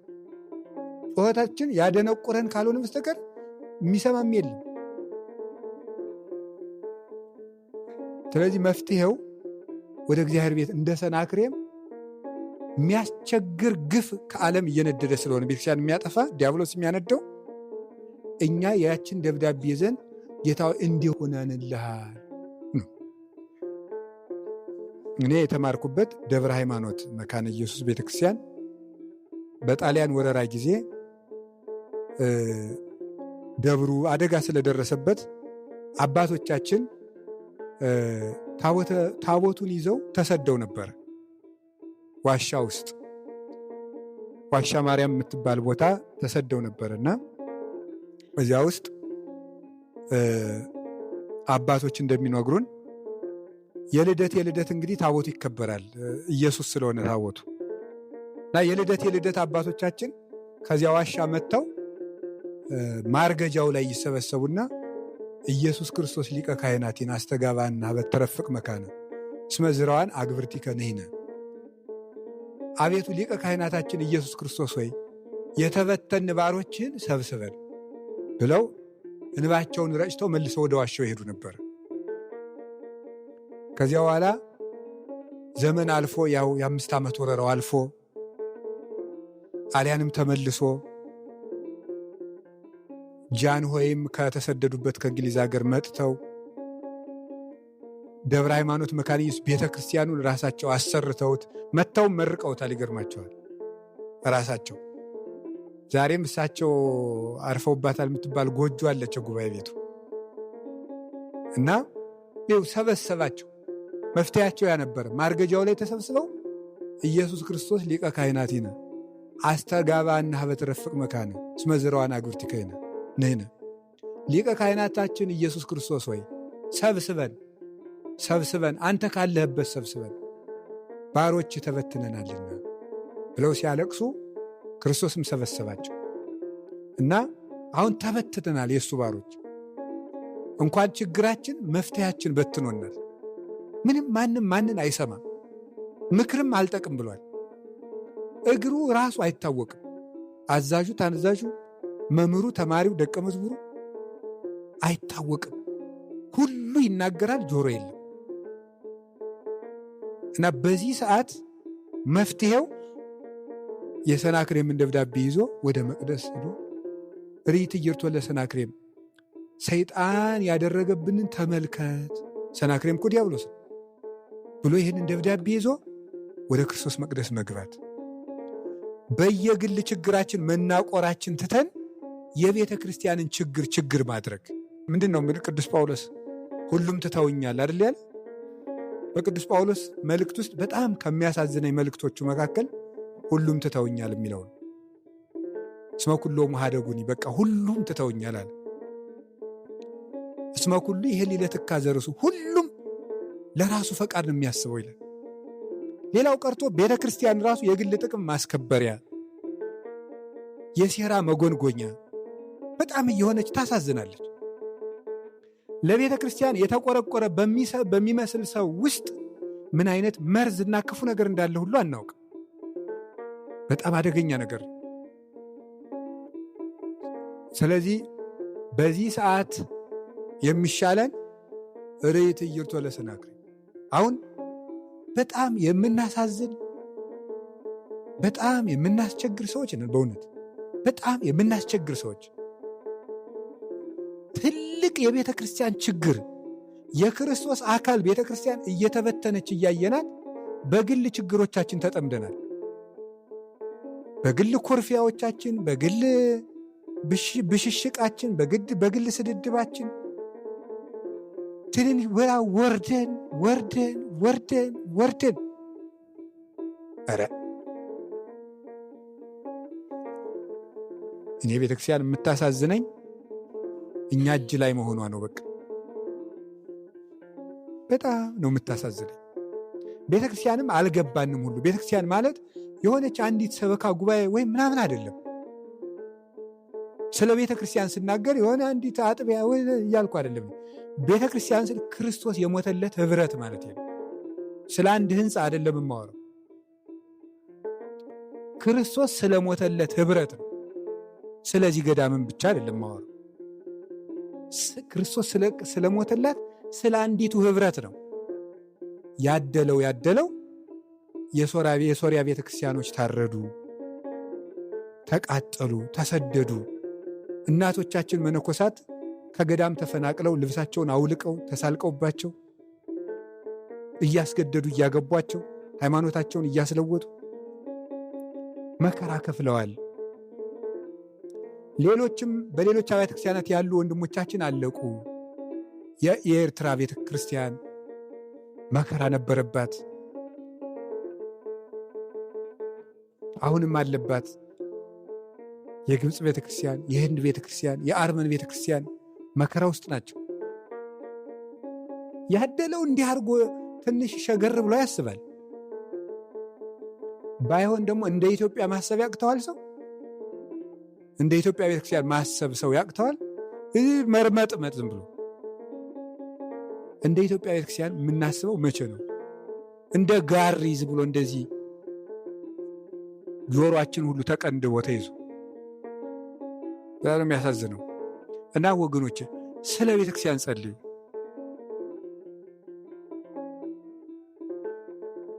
ቅዳሴ ላይ አልሰማችሁም? ጸልዩ በእንተ ሰላመ ቤተ ክርስቲያን አሐቲ ቅድስት ጉባኤ እንተ ሐዋርያት ርትዕት በኀበ እግዚአብሔር። ምንድን ነው? ስለ ቤተ ክርስቲያን ሰላም ጸልዩ። ስለ ቤተ ክርስቲያን ሰላም ጸልዩ። የሀገር ሰላም ከቤተ ክርስቲያን ሰላም የሚመጣ ነው። አሁን አገር ሰላም መሆን አለባት። አገር በማን አገርን የሚበጠብጠው ቄስ አይደለም ወይ? መነኩሴ አይደለም ወይ? አገር ሰላም የምትሆነው ቤተክርስቲያን ሰላም ስትሆን ነው። እኔ ከሀገራችን ሰላም በላይ የቤተ ክርስቲያን ሰላም እያሳዘነኝ ነው። ምክንያቱ የድሮዎቹ አባቶች የቤተ ክርስቲያንን ሰላም ጠብቀው የሀገር ሰላም ይጠብቁ ነበር። ዛሬ ደግሞ የቤተ ክርስቲያንን ሰላም ነስተን የሀገር ሰላም እየነሳን ነው። የቤተ ክርስቲያን ሰላም በጣም ነው የሚናፍቀው። የቤተክርስቲያን አንድነት በጣም በዓለም ላይ ትልቁ ጦርነት የቤተክርስቲያን ሰላም ማጣት ነው። በዓለም ላይ ትልቁ ውድመት ቤተክርስቲያን መለያየት ስትጀምር፣ በቤተክርስቲያን አባቶች መካከል ፍቅር ሲጠፋ ነው። አንድነት ሲሻክር ነው። ግሩም እኮ ነው። ቄስ የተጣላውን ፍቅር ማን ነው የሚያመጣው? መነኩሴ የተጣላውን ፍቅር ማን ነው የሚያመጣው? መነኩሴው ጥግብ ብሏል። እውነት ነው። መነኩሴ መጣላት፣ መቧደን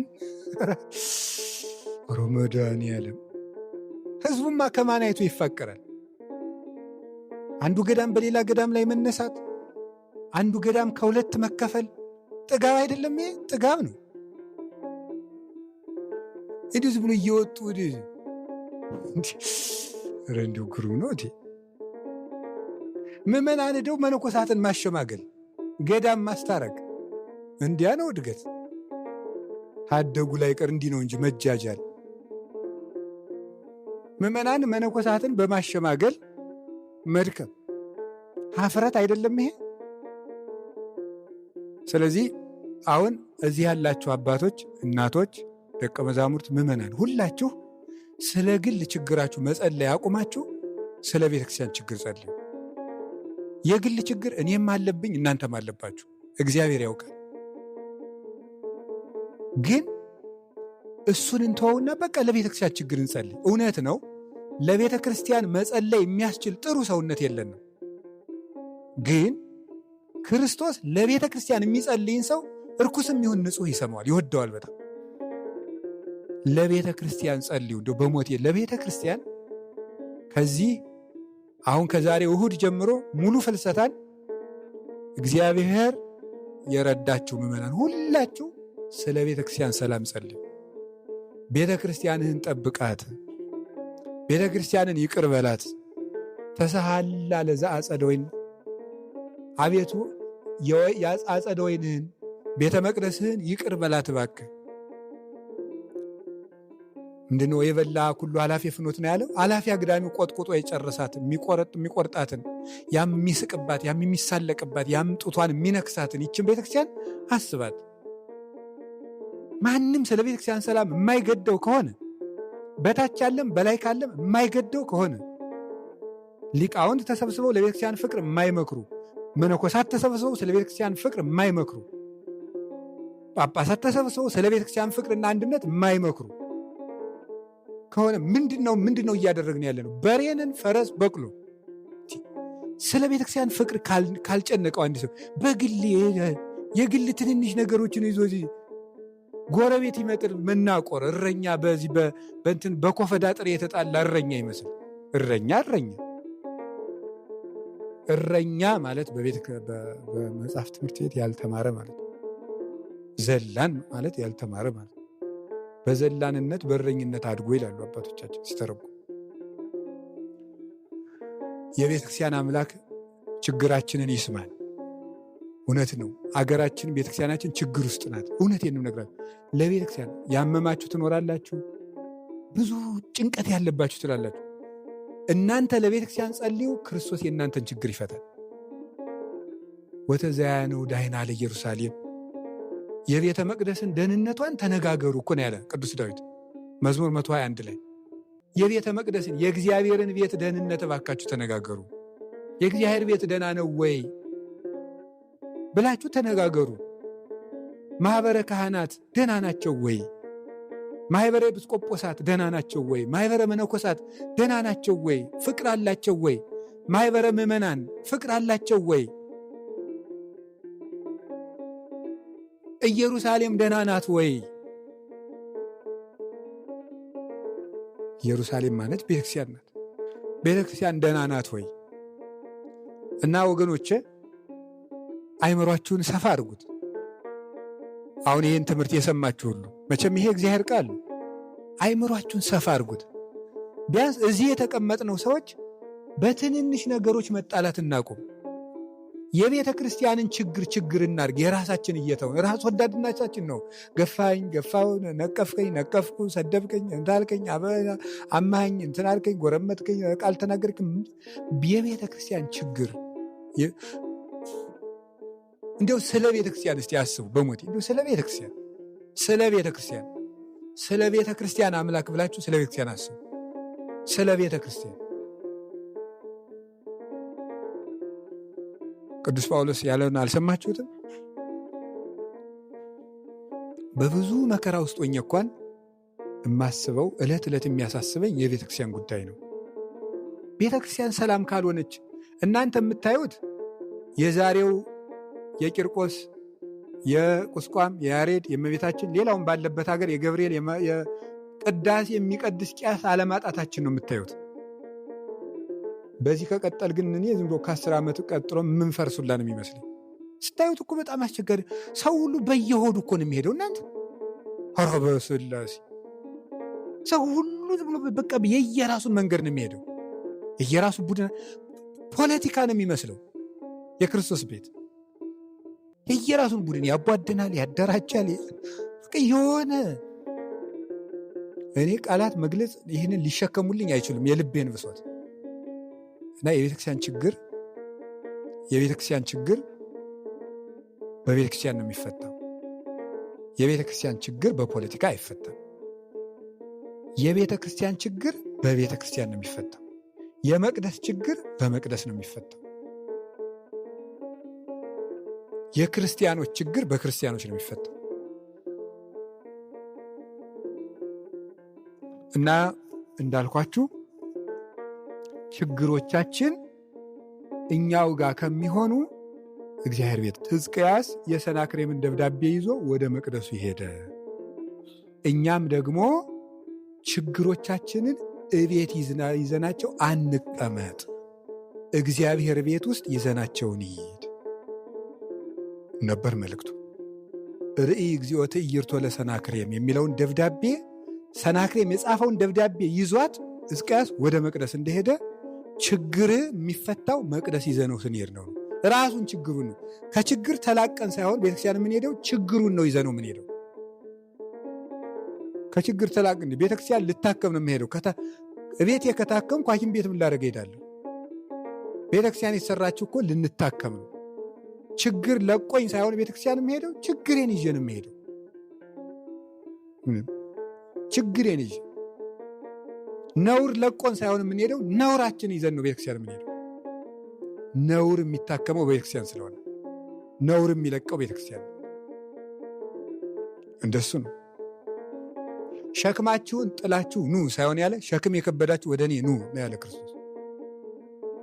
ሸክምን የሚያንከባልል ክርስቶስ ነው። ሸክምማ ቤት የማንከባልል የምችል ቢሆን ወደ ክርስቶስ ምን ላደርግ ይሄድ ነበር? ወደ ክርስቶስ የምገሰግሰው እኮ ሸክም እንዲቀለኝ ነው። ስለዚህ ክርስቶስ ሸክም የከበዳችሁ ኑ። ጠንክሬ አይደለም ቤተክርስቲያን የምሄደው፣ ስለ ደከመኝ ነው የምሄደው። ንዑ አንትሙ ስሩሃን ነው እንጂ ንዑ አንትሙ ጽኑዓን አላለም። እናንተ ደካሞች ወደ እኔ ኑ ነው እንጂ እናንተ ጠንካሮች አላለም። ኃጢአተኛ ስለሆንኩ ነው የምሄደው። ጻድቅ ሆኜ አይደለም የምሄደው፣ ኃጢአተኛ ስለሆንኩ ነው። እስመ ሙማን ያፈቅር ወላቃቢ ሥራይ ወአኮ ጥወያን። ባለመድኃኒትን የሚሹት ሕመምተኞች እንጂ ጤነኞች አይደሉም። ኢመጻእኩ ጸው ጻድቃን አላ ኃጥአን ለንስሐ። ጻድቃንን የምትሉ እናንተን ሳይሆን ያላቸው እነዚያ የሚመጻደቁት ኃጥአንን ለንስሐ ልጠራ ነው የመጣሁት ብሎ ወደ ውሃ መሄደው ልጠጣ ነው። ጥም ከሌለኝ ምን ያካሄደኛል? እሱም ቢሆን ዘጸማ ይምጻ ነው ያለኝ። የተጠማ ወደ እኔ ይምጣ ነው ያለኝ። ሰውነቴ ካላደፈ ወንዝ ብጄ መነከር ምን አስፈለገኝ? ንጹሕ ከሆንኩ ሃይማኖት ስለምን አስፈለገ? ልንነጻበት ነው የተሰጠን፣ ልንቀደስበት ነው። ስለዚህ እኔ እንዲህ ነኝ፣ እንዲህ ያለ ችግር አለብኝ፣ ተስተካክዬ ጨርሼ ቤተክርስቲያን ሄዳለሁ ስንል ሳንስተካከል አውድሞ ይጨርሰናል ሞት። በጣም አደገኛ ነገር ነው፣ የቀጠሮ ኑሮ ማለት ነው። አሁን በጊዜ ችግራችን ይዘን ወደ ቤተክርስቲያን እንሂድ። ስለዚህ የችግር መፍትሄ አውድማ ማናት ብትባሉ መፍትሄው ምንድን ነው? ንገሩኝ እንጂ። ቤተ ክርስቲያን ናት።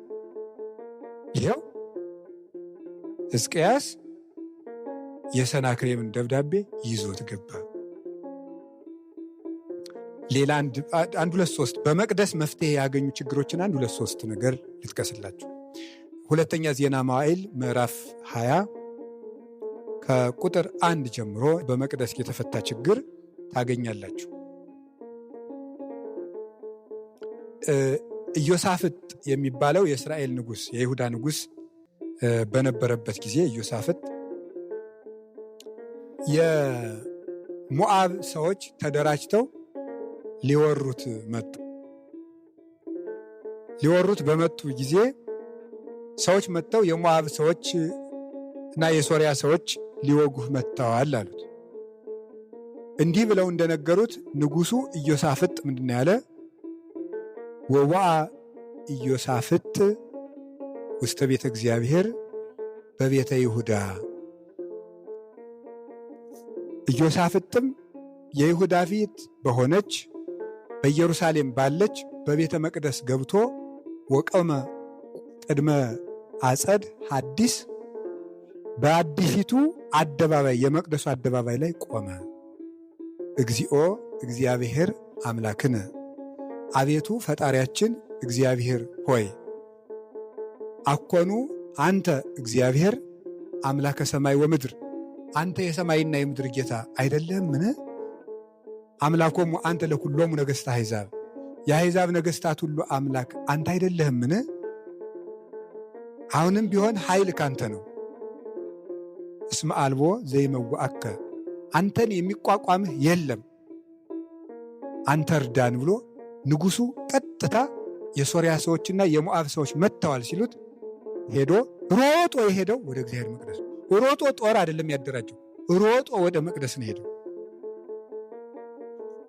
ሮጦ ወደ መቅደስ። እኛ እኮ አሁን በዚህ ዘመን ችግር ስንሰማ ሮጠን ወደ እግዚአብሔር ሳይሆን እንዲሁ ሻል ካለን ሮጠን ኮሚቴን የምናቋቁም፣ ሮጠን ወደ እግዚአብሔር አይደለም፣ ሮጠን ሰውን የምናቋቁም ሰው እንዲሁ ግርም ይለኛል አንዳንድ ጊዜ ማለት ነው። ይሄ ዝም ልበል ከላይ እስከታች ነው። ችግር መጣ ሲባል በሊቀ ጳጳስ የሚመራ ኮሚቴ ተቋቁሟል። አጣሪ ኮሚቴ ይባላል። ወዲያው እስቲ 3 ቀን እንጸልይበት 7 ቀን እንጸልይበት አይባልም። እስቲ እንደው እናልቅስ ሰሞን ማረና አይባልም።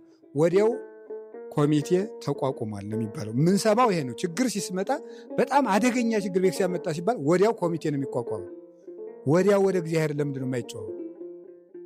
እሱ እንኳን ንጉሥ እንኳን ሰራዊት እያለው በል ሰራዊቱን አደራጁ ሳይሆን ሮጦ መቅደስ። ከዚያ በኋላ ነው ሰው ያደራጅ። ሮጦ መቅደስ ገባና አለቀሰ። ከዚያ በኋላ የእስራኤል ልጆች በሙሉ በይሁዳ ምድር ያሉ እግዚአብሔርን የሚያምኑ ሁሉ ንስሐ እንዲገቡ አደረጋቸው። ሁሉም ማለት ነው። ምን ተደረገ? አይ እግዚአብሔር ተገለጸና እንዲህ አለው፣ አይ ሰልፉ የእግዚአብሔር እንጂ የእናንተ አይደለም አለው። ሰልፉ የእግዚአብሔር እንጂ የእናንተ አይደለም፣ ምልክትም ታያላችሁ አለው። ምን ቢያደርግ ጥሩ ነው? ንጉሡ በጣም ብዙ ፈረሰኞችን በጣም ብዙ ሰይፍ የታጠቁ ሰዎችን ሳይሆን ምን እንዳደረገ ታውቃላችሁ? በገናና መሰንቆ የያዙ ዘማሪዎችን ያደራጀው። ከዛ ወደ ጦሩ ስፍራ ወሰዳቸውና ሄደው በየሸለቆ መዝሙር እንዲዘምሩ አደረጋቸው። አሁን ዘልቃችሁ ሂዱ ወደ ጠላቶቻችሁ ተብሎ ዘልቆ ሲታይ የሴይር ሰዎች ደግሞ በሞዓብ ሰዎች ላይ ተነስተው እርስ በርስ ተቀራደው አልቀው ወጥተው ቢያዩ በርን ብቻ ተከምሮ አዩ ማለት ነው። ይገርማችኋል። አሁን የአንድ ሀገር ንጉሥ ጦርነት ሲመጣበት ሰይፍ ነው በገና ነው የሚያደራጅ። ይገርማችኋል እኮ። ይሄንን መፍትሄ ወዴት ነው የምናገኘው? መጽሐፍ ቅዱስ ውስጥ ቁጭ ብሎ መፍትሄ ተገኘ። እንኳን የቤተ ክርስቲያን ችግር የሀገር ችግር እንኳን በበገናና በመሰንቆ በንስሐ ነው የታረመ። መቅደስ በመግባት ነው የታረመ። የሀገር ችግር በሀገር ላይ የመጣ ጦር እንኳን የፈቱት በዚህ ነው። ቢያንስ እንኳን የመቅደስን ችግር እናልቀስ ብሎ ሰብስቦ እንዲሁ ዝም ብሎ በቴሌቪዥን በሚታወጅ ንስሐ ሰው ዝም ብሎ ሊመጣ አይችልም። ስራዬ ተብሎ ጳጳሳት ተሰብስበው የየሀገረ ስብከቱ ስራ አስኪያጆች ተሰብስበው፣ በሀገረ ስብከት ደግሞ ወርዶ የወረዳ ሊቃነ ካህናት ተሰብስበው፣ እነሱ ደግሞ የደብረ አጥሚያዎችን ሰብስበው፣ ማህበራትን፣ ጽዋ ማህበራትን፣ ሰንበት ትምህርት ቤቶች በሙሉ ወጣቶች ሁሉ ተሰብስበው ሁሉ አፈር ልሶ ትቢያ ልሶ ንስሐ ገብቶ ነው እንጂ ዝም ብሎ ለ7 ቀን ሱባኤ ታዟል ትዝም አይለው። ፊልም እያየ ነው ትዝም አይለው። የኢዮሳፍጥ ችግር በመቅደስ ነው የተፈታ። የሰናክሬም ችግር በመቅደስ ነው የተፈታ። ኢዮሳፍጥ ጦርነት ሲመጣ ወደ የት ገባ ነው ያልኳችሁ? ንገሩኝ እንጂ ወደ ቤተ መቅደስ። ቃል በቃል ቁጥር 5 ላይ ታገኙታላችሁ። ሁለተኛ ዜና መዋዕል ምዕራፍ 20 ቁጥር 5 ላይ ኢዮሳፍጥም ወደ እግዚአብሔር ቤት ገባ ነው የሚለው። ወደ እግዚአብሔር ቤት ሲገቡ ችግር ይቀላል። እግዚአብሔር ቤት ችግር ይቀላል። ችግርን ወደ እግዚአብሔር ቤት ውሰዱት ነው። መጀመሪያ ሰው ጋር አትሂዱ፣ መጀመሪያ እግዚአብሔር ቤት ውሰዱት። ከዚያ በኋላ ነው ሰው የሚመጣ። አንደኛ ሳሙኤል ምዕራፍ 1 ቁጥር 13 14 ላይ የምታገኙት አንድ ታሪክ አለ። ምንድን ነው? የእናታችን የሳሙኤል እናት የሐና ታሪክ ነው። የእሷ ችግር የተፈታው በምንድን ነው? በቤተ መቅደስ ነው። የእሷ ችግር ምንድን ነው? ልጅ ማጣት ነው። መካን መሆን ነው። ልጅ አጣች፣ መካን ሆነች። ችግሯን ይዘው ቤተ መቅደስ ሄደች። ከዛ በኋላ ካህኑን ኤሊን አማከረችው። እሱ ግን እንደምን ቆጠራት ነው? ወይን ጠጅ ጠጥተሽ ሰክረሻል ነበር ያላት። ይሄ ምን ማለት ይመስላችኋል? ቤተ መቅደስ ውስጥ ሄደን ችግራችንን ለእግዚአብሔር ነግረን አስፈትተን እንመጣለን ብለን ስንሄድ እዚያው ያለነው ካህናት እንቅፋት ልንሆንባችሁ እንችላለን ማለት ነው። ያ ማለት ፍቹ ላይ ገባን ይችላል መፍትሄው። ኧረ እባክህ አርቃ አትቀልድ ምናምን ብሎ የሚቀልድ ቄስ ይኖራል። የሚቀልድብን ማለት ነው። እኛ አምነን የመጣንበትን ነገር የሚቀልድብን ቄስ ሊያጋጥመን ይችላል። የሚስቅብን ሊሆን ይችላል። የሚያሰናክለንም ሊሆን ይችላል። ጉዳዩ ግን ያንን አልፎ እግዚአብሔርን ማየት ነው። እሷ ግን ብናያቸው አባቴ ጸልይልኝ አለችው። እግዚአብሔር ሐሳብሽን ይፈጽምልሽ ብሎ ባረካት። እሱ እንዲያም እያለ የነቀፈ ምንም ቢላት ግን እሷ ግን አምና ስለነበረ የእሱንም በረከት እግዚአብሔር እንዲሰራላት አደረገ። ከዚያ በኋላ ምንድን ነው ያለችው ስትዘምር ማለት ነው? አዎ አቅነቶሙ ኃይለ ለድኩማን፣ እግዚአብሔር ላደካመቹ ኃይልን ያስታጥቃል። ወተለአለ ቀርኔ፣ ስልጣኔ ከፍ ከፍ አለልኝ። ወመካነሰ ወለደት 7፣ መካኒቱ 7 ወለደች ይላል። 5 ልጆችን ወልዳለች። አንዱ ግን ሳሙኤል ክህነት ከመስፍና ደርቦ ስለነበረው እንደ 2 ሰው ተቆጥሮ 7 ወለደች ያለችው እሱን ነው ይላል።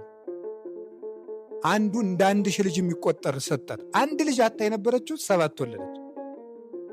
የሳሙኤል እናት የሐና ችግሯ የተፈታ ስትባል መቅደስ ውስጥ ሰዎች መካን ሊሆኑ ይችላል።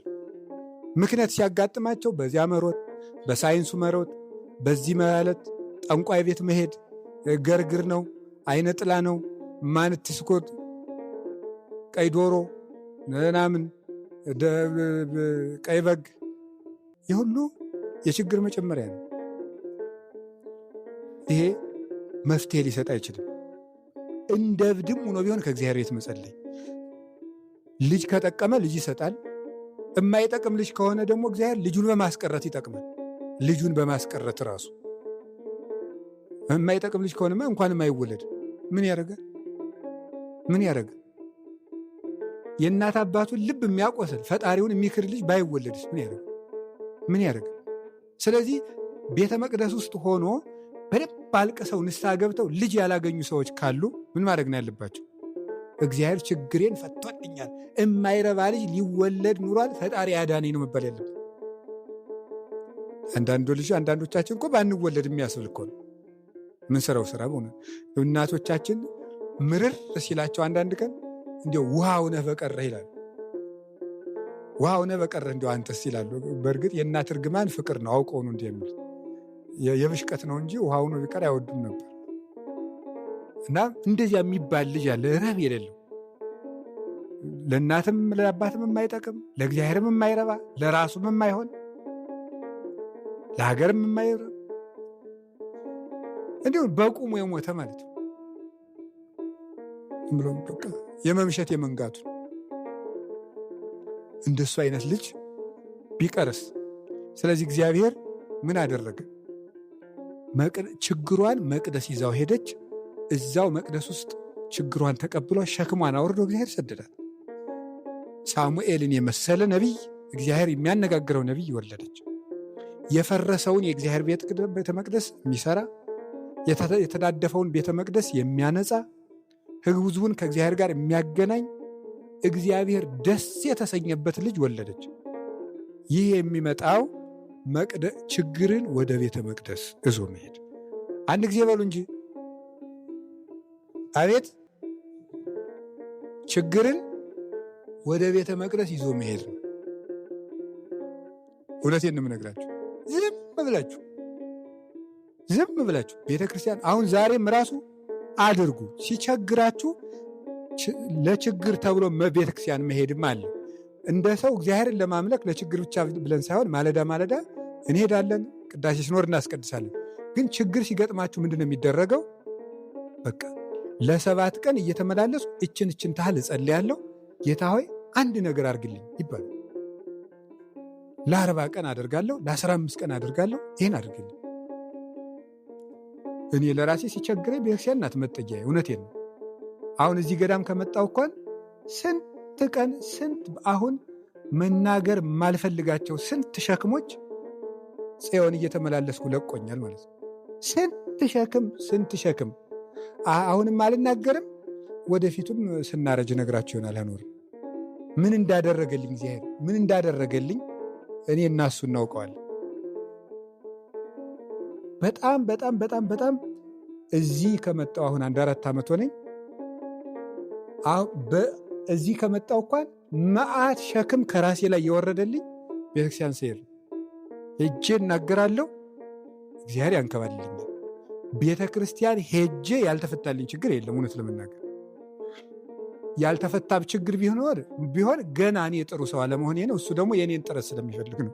ይሄ የቤተክርስቲያን ችግር አይደለም። የቤተክርስቲያን ችግር ላይ የኔ የቤተክርስቲያን ችግርና እግዚአብሔር ቤተክርስቲያን መሄድ ዋጋ የሌለው መሆን አይደለም። አንድ ሰው ራሱ በደንብ አድርጎ ወደ ትልቅ ደረጃ ለመድረሱ እሱ አይደለም። እሱ የኔን ጥረት ይጠይቃል። ለምሳሌ ቅድስና፣ ንጽህና፣ ትልቅ ሰው መሆን፣ በእግዚአብሔር የተወደደ ሰውነት መያዝ፣ እነዚህ ነገሮች ጥረትን ጭምር ይፈልጋሉ። መውጣት መውረድን ይጠይቃሉ። እግዚአብሔር ዝም ብሎ እንደ ማሽን በቃ ሚሽን አኮምፕሊሽድ ብሎ ዝም ብሎ በቃ አንድ ጊዜ ተስተካክላል፣ በቃ ከዚህ በኋላ እንደፈለግ ተኛ አይልም እግዚአብሔር። እንደዛ ነው እና በቤተ ክርስቲያን እርግጠኛ ነኝ። እውነቴን ነው። አሁን እንደው ከተማም ስሄድ አንዳንዴ የሆነ ሲጨንቀኝ ሲጠበኝ አንድ ቤተ ክርስቲያን ውስጥ ወደ የሚወረውረኝ መኪና ነው የምፈልግ። እጄ እዚያ የሆነች ነገር ካልኩ ቅልል ነው የሚለኝ፣ ይፈታል። ምልክታ ያለው እውነቴን ነው የምነግራቸው። ቤተ ክርስቲያን የእግዚአብሔር ከተማ ስለሆነ ቤተ ክርስቲያን መሄድ፣ መቅደስ መሄድ ውደዱ።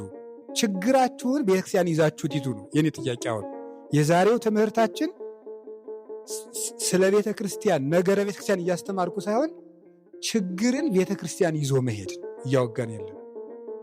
ችግርን ወደ እግዚአብሔር ቤት ይዞ መሄድ በሉ አንዴ። አቤት! ወደ ማን ቤት ይዞ መሄድ? የማን ነገርኳችሁ? የሕዝቅያስ፣ እሺ፣ የኢዮሳፍጥ፣ ሌላስ? የእናታችን የሐና፣ ሌላ ቀጥሉ።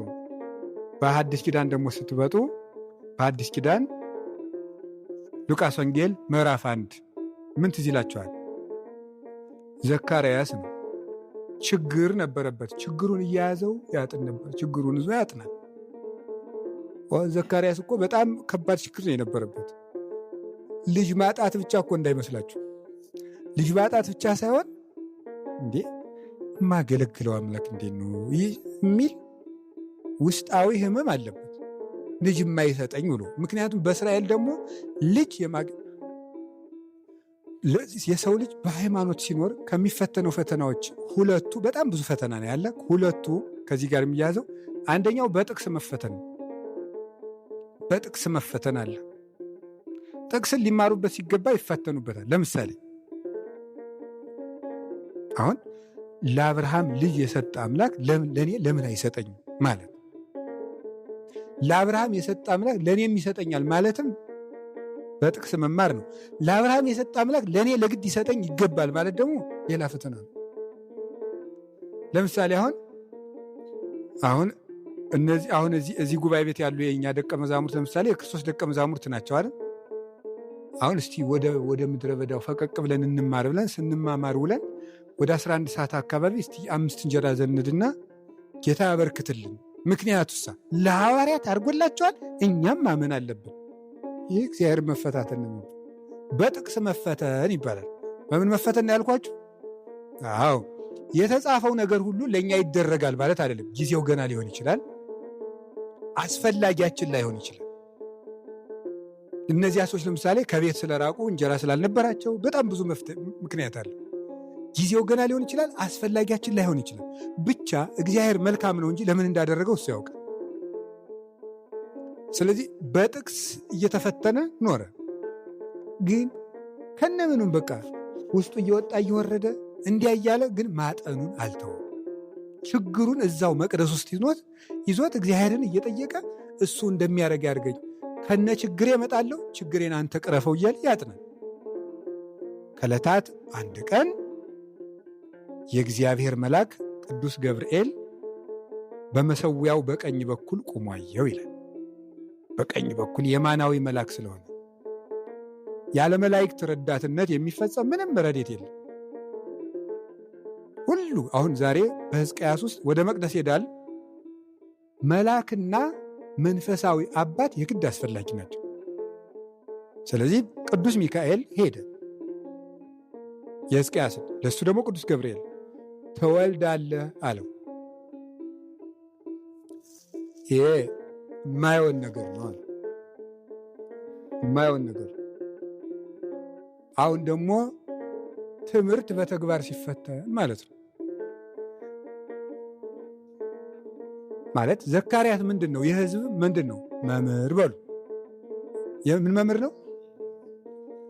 የሕዝብ መምህር ደግሞ ምንድን ነው የሚሰብከው? የእግዚአብሔርን ቃል። የእግዚአብሔር ሕግ ምን ይላል? አብርሃም በ100 ዓመቱ ልጅ ወለደ። እንደዚህ እያለ ማን ሲሰብክ ኑሯል?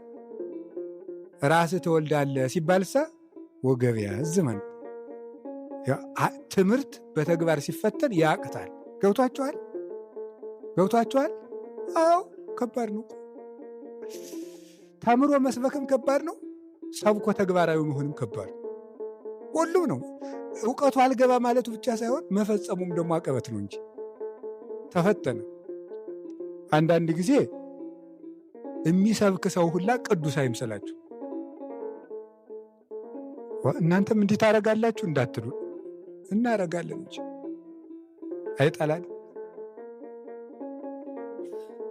ይውላችሁ እዚህ እኮ አይደረስም። ያው አቃተው፣ ዘካርያስም አቃተው። በሆኑ ግብር ዘይሳኖ ለእግዚአብሔር እኮ ሲል ኑሯል። ዘፍጥረት 18 ላይ ምን ይላል መሰላችሁ? የእስራኤል ምዕመናን ሳራ ሳቀች። እንደዚህ ብሎ ሰብኮ ሳይሆን አይቀርመችም። ዘካርያስ ሳራ ሳቀች ትወልጃለች ስትል እግዚአብሔር ምን አለ? ለእግዚአብሔር የሚሳነው ነገር የለም ማለት። ከዚያ በኋላ እግዚአብሔር የሚሳነው ነገር የለምና አብርሃምና ሳራ ወለዱ ብሎ ሰብኳል ዘካርያስ። አንተ ውለድ ሲባል ይሄ ከባድ ነው። የማይሆን ነገር ምንድነው? የማይሆን ነገር ለምን አትንገር የሚባለው? ለምን አትንገር የሚባለው? በቃ እንደዚህ አለ። ቅዱስ ገብርኤል ደግሞ ከማን ጋር እንደምትነጋገር እወቅ ሰውዬ አለ።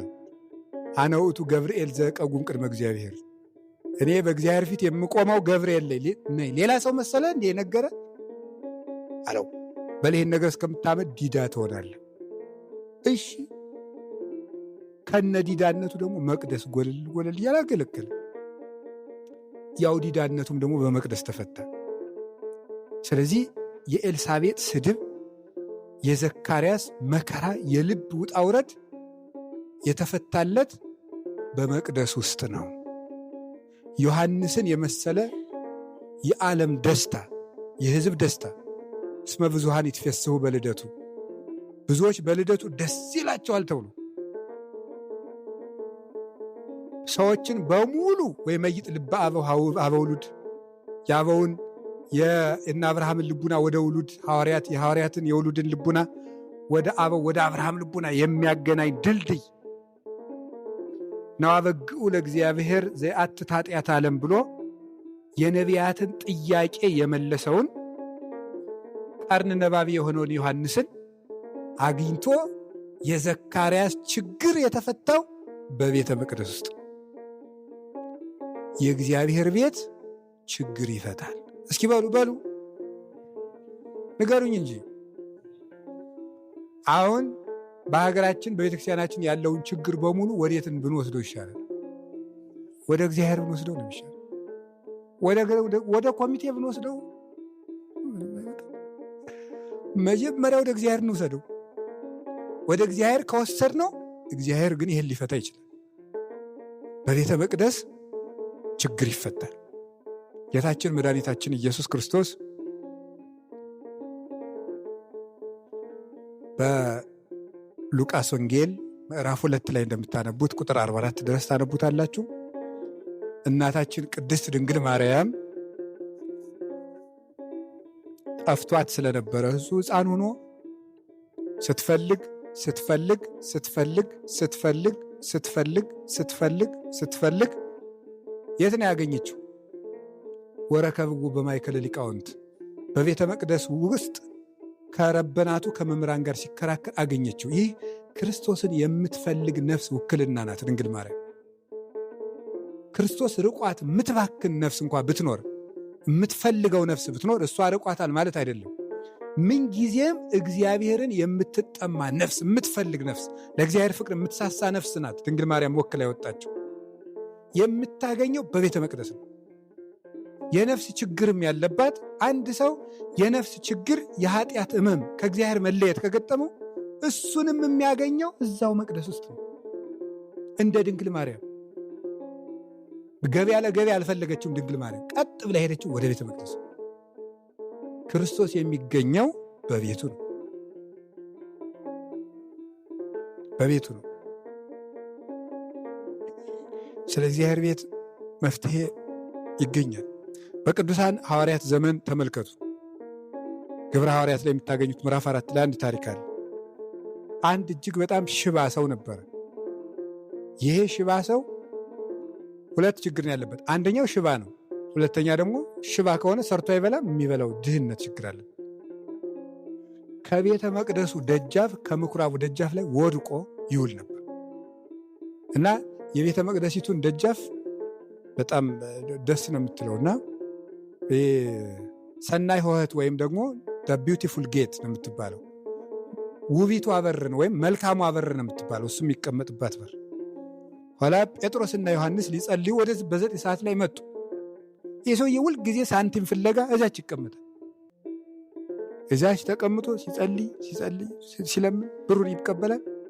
ቅዱስ ጴጥሮስና ቅዱስ ዮሐንስ 9 ሰዓት ምኩራብ ሊጸልዩ ሲሄዱ ቀና ብሎ አያቸው። ሳንቲም ይሰጡኛል ብሎም ተስፋ አደረገ። እዚያ በኋላ ተመየጥ መንገዴነ እስመ ኩሎ ዘሐሰስከ ንሁበከ አሉት። ወደኛ ፊትህን ዙር፣ ፊትክን ወደኛ ዙር። ጀርባውን ለመቅደስ ሰጥቶ ሳንቲም የሚያይ ወደ ውጭ ዙሮ እኮ ነው ተመየጥ መንገዴነ ያሉት። ወደ ውጭ ዙሮ እንጃ ስለምን እያለ እንደሚለምን ስለ እግዚአብሔር ነው እንጂ ስለ እግዚአብሔር ነው። መቼም የዚያን ጊዜ ስለ ቅዱሳን ምናምን አይልም። ስለ እግዚአብሔር ስለ አምላከ ነቢያት ይል ይሆናል መቼም።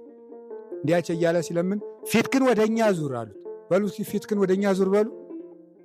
ወደኛ ዙር ፊትክንና የፈለግከውን እንሰጥሃለን ሲሉ ሳንቲም ሊሰጡ ይነዋል።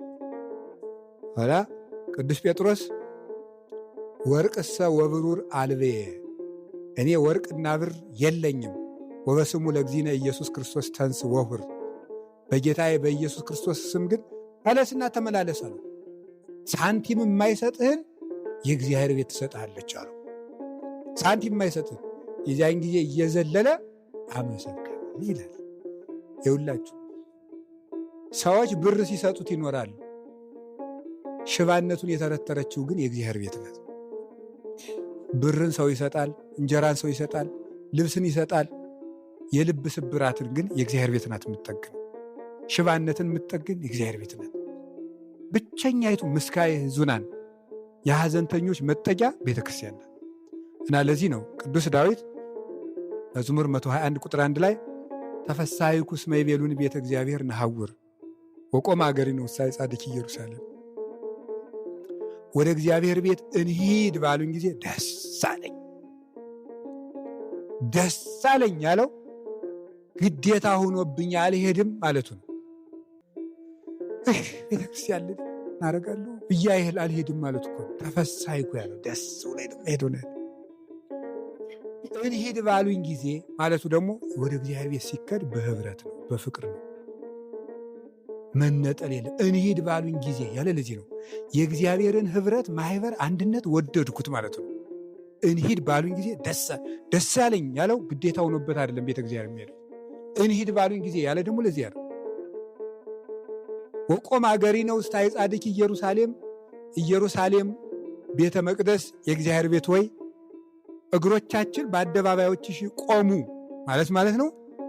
በአንቺ ደጃፍ ላይ ደካማው ህይወታችን ጸና ማለት ነው። እግሮቻችን ቆሙ ያለው እንግዲያ ድሮስ በቤቱ ሲቆም የለ፣ በመንገድ ሲቆም የለ። ኢየሩሳሌም ወይ እግሮቻችን በአደባባዮችሽ ቆሙ ያለው ደክሞን ነበር፣ ከአንቺ ቤት በተን ጸናን ማለት ነው።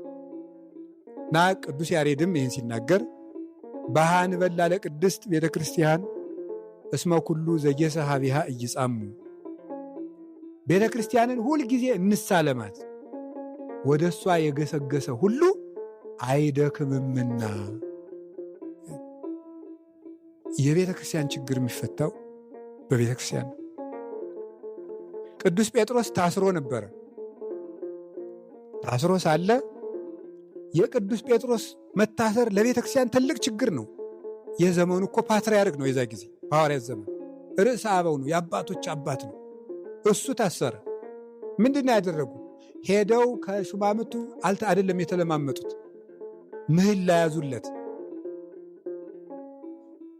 ቤቱን ዘግተው በሙሉ የዚያ ጊዜ ማህበረ ክርስቲያኖች በሙሉ ጸለዩለት። በቤተ ክርስቲያን የጴጥሮስን ችግር፣ የእሱ መታሰር የቤተ ክርስቲያን ችግር ነውና አደራ ለተቀበለባት ቤተ ክርስቲያን ነገሩለት። ቁልፍ ለተቀበለባት ቤተ ክርስቲያን ነገሩለት። ከዚያ በኋላ ቅዱስ ጴጥሮስ ምን ሆነ? ሌሊት ከታሰረበት ቅዱስ ሚካኤል መጣና ነካ ነካ አደረገው። ጎኑን ወጋ አድርጎ ጴጥሮስ ተነስ፣ ጫማን አርቅ አለው። ቅዱስ ሚካኤል መጥቶ ከታሰረበት ወህኒ ቤት ምንጥቅ አድርጎ ወስዶ ምዕመናን እየጮሁ ካሉበት ማህበር ጨመረው ቅዱስ ጴጥሮስን።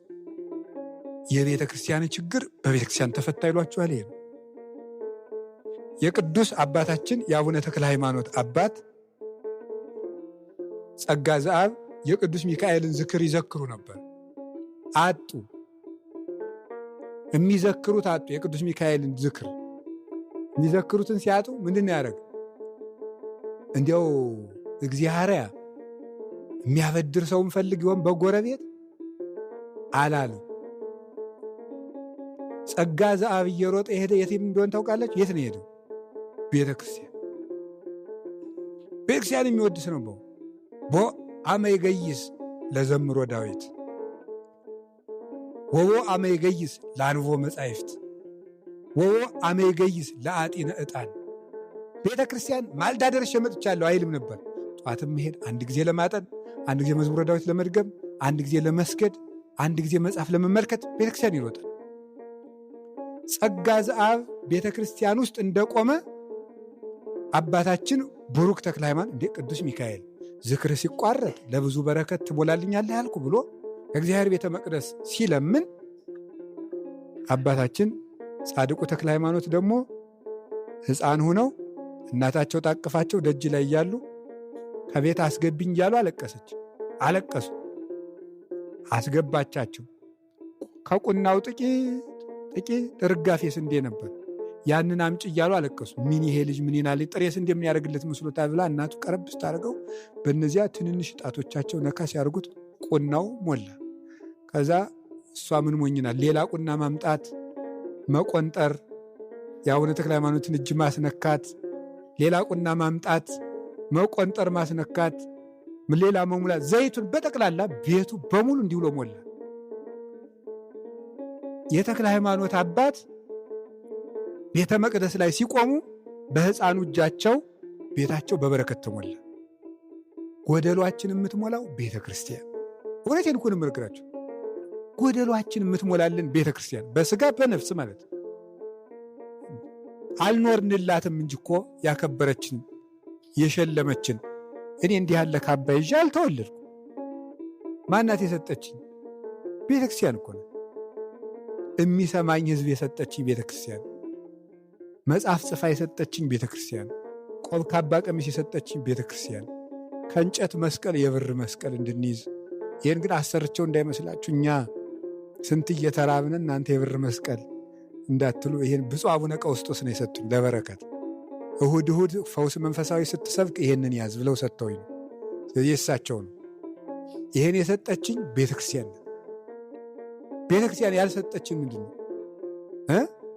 ሥጋው ደግሞ የሰጠችን ቤተ ክርስቲያን፣ መንግሥተ ሰማያት የምንገባባት በር ቤተ ክርስቲያን፣ ከመላእክት ጋር ያዛመደችን ቤተ ክርስቲያን፣ አመድ የነበርነውን የሥላሴ ልጅ ያደረገችን ቤተ ክርስቲያን፣ ደም የነበርነው መተን በ40 ቀን በ80 ቀን ተጠምቀን የሥላሴ ልጅ ቤተ ክርስቲያን። ይቺ የእግዚአብሔር ከተማ ጎደሏችን የሞላችልን መርጌታው ሁሉ ዛሬ እየረሳው ነው እንጂ በእንተ ስማ ለማርያም ስለመብራ ኖ ኮቸሮ በልቶ የነበረው ከአባ ረስቷት መቀናደሻ ያረጋታል። እዚያ ሆነ በመቋሚ ታምሩ መቀናደሻ ዳረጎት ይጠጣ የነበረው ሙሉ ጽዋ፣ ዳረጎት ይበላ የነበረውን ሙሉ እንጀራ በማዕድ ፊትህና የኔታ ጨምር ለነቄስ ያርግላቸው ተብሎ ኋላ ደግሞ ለዲያቆናት ተብሎ ከፍ ያደረገች ቤተክርስቲያን ይችናት። እና ችግራችን የሚፈታው ሌላው ቢቀር እከካም የነበረውን ተማሪ አታዩት? ቅርበላይ መድኃኒዓለም ማለት አማርኛ ላርገው ብዬ ነው በእንግሊዝኛ ከማረገው። አሁን አማርኛ ሆነ ይመስለኛል። ዙሪያውን ምን ያዞረኝ እከካም የነበረው ተማሪ ጠምጥሞ ምን የኔታ ሲባል አታዩትም? ይሄን ጎደሎ የሞላች ማናት? ቤተ ክርስቲያን እኮ ናት። ጳጳሳት ምን በመሰለ ውሃ በመሰለ መኪና ማን ያደረገች? ያድን ቤተ ክርስቲያን እኮ ናት። ቤተ ክርስቲያን ያፈሰሰች። ወይ ጉድ እናንተ! ታሚ አድርሰናል እየተባለ የነበረው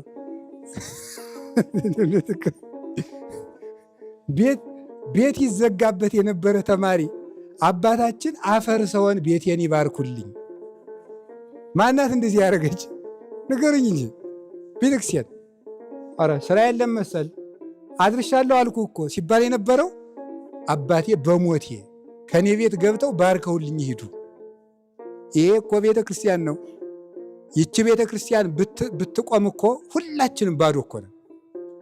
እንኳን የነፍሱ እንዲህ እኮ የሚጠገብባት እርስ በርስ የምንናታረክባት ቤተክርስቲያን እኮ ስላበላችን፣ ስላጠጣችን፣ ስላለበሰችን ከሜዳ ሰብስባ እንደ ምናምንቴ እንጨት አምጥታ ያቺ ታውቋታላችሁ አይደል? መጽሐፈ ነገሥት ላይ ያለችው የኤልሳ ሴት ያቺ ድሃ ሴት ባሌ ተበድሮ ሙቶ ባለዕዳዎች የምከፍለው ባጣ ልጄን ለባርነት ሊወስዱብኝ ነው ያለችው። ምንድን ነው ያለ? ሂጂና በሜዳ ማዲጋ ምን በይ ነው ሰብስቢ፣ ከዚያ በኋላ በዚያ ማዲጋ በሙሉ ዘይት ይሙላልሽ፣ ዕዳሽን ክፈይ አላት። ኤልሳ ማን ነው? ክርስቶስ ነው። ያቺ ሴት ማናት? ቤተ ክርስቲያን ናት። በሜዳ የሰበሰበችው ጋን ማን ነው? ከየሜዳው ያጠራቀመችን እኛ፣ ከየሜዳው የለቃቀመችን ማለት ነው። ለቅማ ማን ነው? እነዚህ ውስጥ ለቤተ ክርስቲያን ጥሩ እንጨት የሆነ ጥሩ ሰው የሆነ ከቤቷ ያደገ ማዲጋ ማን ነው? ከየሜዳው ነው የለቀመችን። ከጣጥራስ፣ ከአቃሊት፣ ከሀገሪት፣ ከሮቢት፣ ከአሕዛብ፣ ከሕዝብ ይላሉ አባቶቻችን። እንደው ዝም ብሎ ከምስራቅ፣ ከምዕራብ፣ ከሰሜን፣ ከደቡብ፣ ከሕዝብና ከአሕዛብ ሰበሰበ ለማለት ከጣጥራስ፣ ከአቃሊት፣ ከሀገሪት፣ ከሮቢት፣ ከአሕዛብ፣ ከሕዝብ ይላል እና በሜዳ ነው የሰበሰበን ክርስቶስ። ሜዳ እንዲህ ቤተ ክርስቲያን ውስጥ ስንት ነው ያደረገ ክርስቶስ። ዮሐንስ ወንጌል ምዕራፍ 2 ላይ ውሃው ምን ሆኗል ንገሩኝ እንጂ። እና ውሃው ወይን የሆነባት ማን ትመስላችኋለች? ያቺ ህብረት ቤተ ክርስቲያን እኮ ናት። 12 ደቀ መዛሙርት 72 ቋንቋ የተናገሩበት ምንድን ነው? እንዘ ጉባኤኑ እሙንቱ ውስተ አሐዱ ቤት ወረደ ላዕሌሆሙ መንፈስ ቅዱስ ከመ እሳት ወተናገሩ በነገረ ኩሉ በሐውርት። ስለዚህ በሁሉም ቋንቋ በአንድ ላይ ተሰብስበው ሳለ መንፈስ ቅዱስ ወረደባቸው፣ በዓለሙ ሁሉ ቋንቋ ተናገሩ። የቅዱሳን ሐዋርያት ችግራቸው የተፈታላቸው በቤተ ክርስቲያን ነው። የእውቀት እጥረት ነበረባቸው፣ የቋንቋ እጥረት ነበረባቸው፣ ድካም ነበረባቸው፣ ፍርሃት ነበረባቸው። ያ ችግራቸው የተፈታ በቤተ ክርስቲያን። ዓለምን ያበለጸገች ያከበረች ከክርስቶስ ጋር ያገናኘች ይቺ ቤተ ክርስቲያን ናት። ስለዚህ የጨለመበት ሁሉ የበራለች በዚህ ቤተ ክርስቲያን ነው። እነዚህ 12 ገበሬዎች መጡ፣ ቤተ ክርስቲያን አበራችላቸው። እስመ ዋካይእቲ ወብርሃን፣ ዋካይእቲ ወብርሃን። ቤተ ክርስቲያን በጣም የደመቀች ጸዳሏ ያማረች ብርሃን ናትና እንዳለ ቅዱስ ያሬድ። በዚህ ቤተ ክርስቲያን ያልበራ ያልደመቀ የለም። ገድላቸው የተጻፈላቸው ቤተ ክርስቲያን፣ መነኮሳት ቤተ ክርስቲያን፣ ሰማዕታት የከበሩ በቤተ ክርስቲያን፣ የተረሳ የሚታሰብ በቤተ ክርስቲያን። ስለዚህ የእግዚአብሔር ቤተሰቦች ችግራችን ሁሉ የሚፈታው በቅድስት ቤተ ክርስቲያን ነው። ሁላችንም ችግሮቻችንን ይዘን አሁን ከዚህ በኋላ የነገርኳችሁ ለማጠቃለል ያክል አንድ ችግር ሲገጥመን መጀመሪያ ምን እናድርግ ነው ያልኳችሁ። አቤት ወደ ራሳችን እንዙር ነው። አንድ ችግር ሲመጣ መጀመሪያ ወደ ራሳችን እንዙር። በቃ ይሄ ችግር የመጣው እግዚአብሔር የሆነ ስህተቴን ሊያስተካክለኝ ነው ብለን ወደ ውስጥ እንመልከት ነው። ዳዊት መንግስቱን በለቀቀ ጊዜ ከአቤሴሎም ጋር ሳይሆን የተከራከረ ራሱን አቤቱ በቁጣ አትቅሰፈኝ ነው ያለ። ስለዚህ ሰው እንኳን በጠላትነት ቢነሳብን ጠላት ከሆነበት ሰው ጋር ሳይሆን ወደ ራሳችን እንመለስ ነው። ሁለተኛ ችግሮቻችንን ወዴት ይዘን እንዞር ነው እንሂድ ነው? ወደ እግዚአብሔር። ወደ እግዚአብሔር ይዘን ስንሄድ ምን እናማክር ነው ያልኳችሁ? መምህራንንና ካህናትን እናማክራለን። አራተኛስ ሁላችንም ከዛሬ ጀምረን ለግል ችግራችን ሳይሆን ለማን እንጸልይ ነው ያልኳችሁ? አቤት ለቤተ ክርስቲያን። እንደ ሁላችሁም ከዛሬ በኋላ ጌታ ሆይ የቤተ ክርስቲያንን ሰላም አምጣልን፣ ጌታ ሆይ የቤተ ክርስቲያንን ሰላም አምጣልን፣ ጌታ ሆይ የቤተ ክርስቲያንን ሰላም አምጣልን። የሁላችሁ ዲያቆኑ ምንድን ነው ያለ? ጸልዩ በማን ያለ?